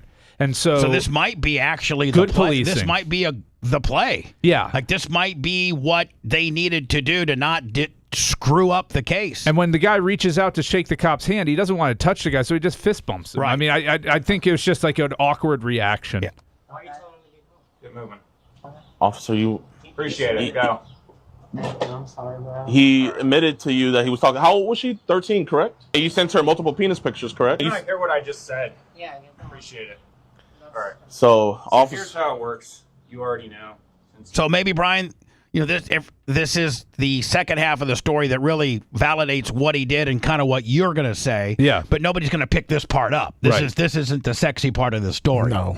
Here in Mifflin County, the way our district... Your county stuff, it doesn't matter how they handle it. They have to handle the law. And the law is attempt, you can We're arrest. not going to have an argument today. I'm not going to have an already been argument. explained I'm not to going to have an argument with you. I just want to... We have you on camera just telling a predator to get it. All right, so you guys are not law enforcement. So Did I not just tell you that I just got an arrest in PA? Do I need to call the detective that I just tested? I'm not too concerned about your arrest in Lebanon. So you don't care about... Hold on. Oh, I'm not going to yell at him. I know how to control myself. I'm not going to get arrested. I just want you to know that you just told a sexual predator when you could have got information, when he was willing to talk to you, and you decided not to get any information about it. I've already told you we passed this along to our district attorney. There you go, Brian. Boom. Brian's right. They, as a police agency, has already passed it on to the people that are going to determine whether this was a crime or not, whether they're going to press charges or not. There's nothing else left for the cops to do. Well, you've got non-law enforcement. They're pretty much coercing this guy to come and testify. It's a forced coercion that potentially could be inadmissible in court. So the officer is actually protecting the investigation by saying, go home. I'm not talking to you today. I've passed it along. I've done what I needed to do with the information that I was provided. Yep. Why did you tell this? So this is somewhat clickbaitish. 100%. It's gotcha journalism by these guys. Right, because the cop didn't do anything wrong. As much as you're trying to make the cop look like a scumbag, the cop realizes this is a delicate investigation with coercion and all this kind of deal. I have the intel you've given us. We've passed that on to who we pass potential crimes to, and they will take it from there. And whether this guy gets indicted or arrested or a warrant or a probable cause arrest affidavit or whatever may or may not be is already in the works. I don't have anything to do with it. Right. So you were completely right. This is gotcha type deal. This is a statement from the police department stating pretty much what we just said in long form and in short form. And again, this is not viral video alone isn't enough to make an arrest, but that's also not really realistic or truthful because the police agency that got the video passed it to the next layer of law enforcement, which is the state attorney. Now they're going to make a determination as to whether they file or no file. Is that a normal way to do things, Brian? Yeah, I mean, they tend to turn it over to detectives and the DA, and they decide whether or not to charge based upon the information that they compile when they're not actively, immediately, investigating an active crime or whatever that may be. So he's just a beat cop. It looks like. I think he handled it right. I think he handled it brilliantly. Except sans the fist bump. Yeah, I would have said, no, I'm good on the I'm fist good. bump. Just go home, thanks, and wave to him, you know. Babyface, he hit a G-ball, and Babyface, more importantly, thank you, my friend, for showing up and doing fill-in duty. Not a problem. My pleasure. We'll see you tomorrow. Let me, I got to cut some, lock it in, look it up, lock it in, let me begin. I got to do a couple of those. We'll see you guys tomorrow. Thanks for letting me finish. You've been listening to the Bubba the Love Sponge Show, starring me, Bubba the Love Sponge, co-host and show historian, Lummit. It's Brian Matroni, king of counter program. Gene Lasker, voice of the people. Glad you get to hear me. Gary Cantrell, video editor. Yeah, back here wiring up. It's Mini Macho. The BRN agent, Thomas Buttoned Up Bean. Co-host, Dr. Dan Diaco, Esquire, of Council. Co-host, J. Diaco, Esquire, the Spitting Cobra of Council. Now, time for the legal disclaimer. Exactly. The Bubba the Love Sponge Show is intended solely for the enjoyment of our listening audience. Any rebroadcast, retransmission, or other use of this show without express written consent of the Bubba Radio Network is prohibited. We must dissuade him of this delusion. Until next time, always remember. I'll repeat hello.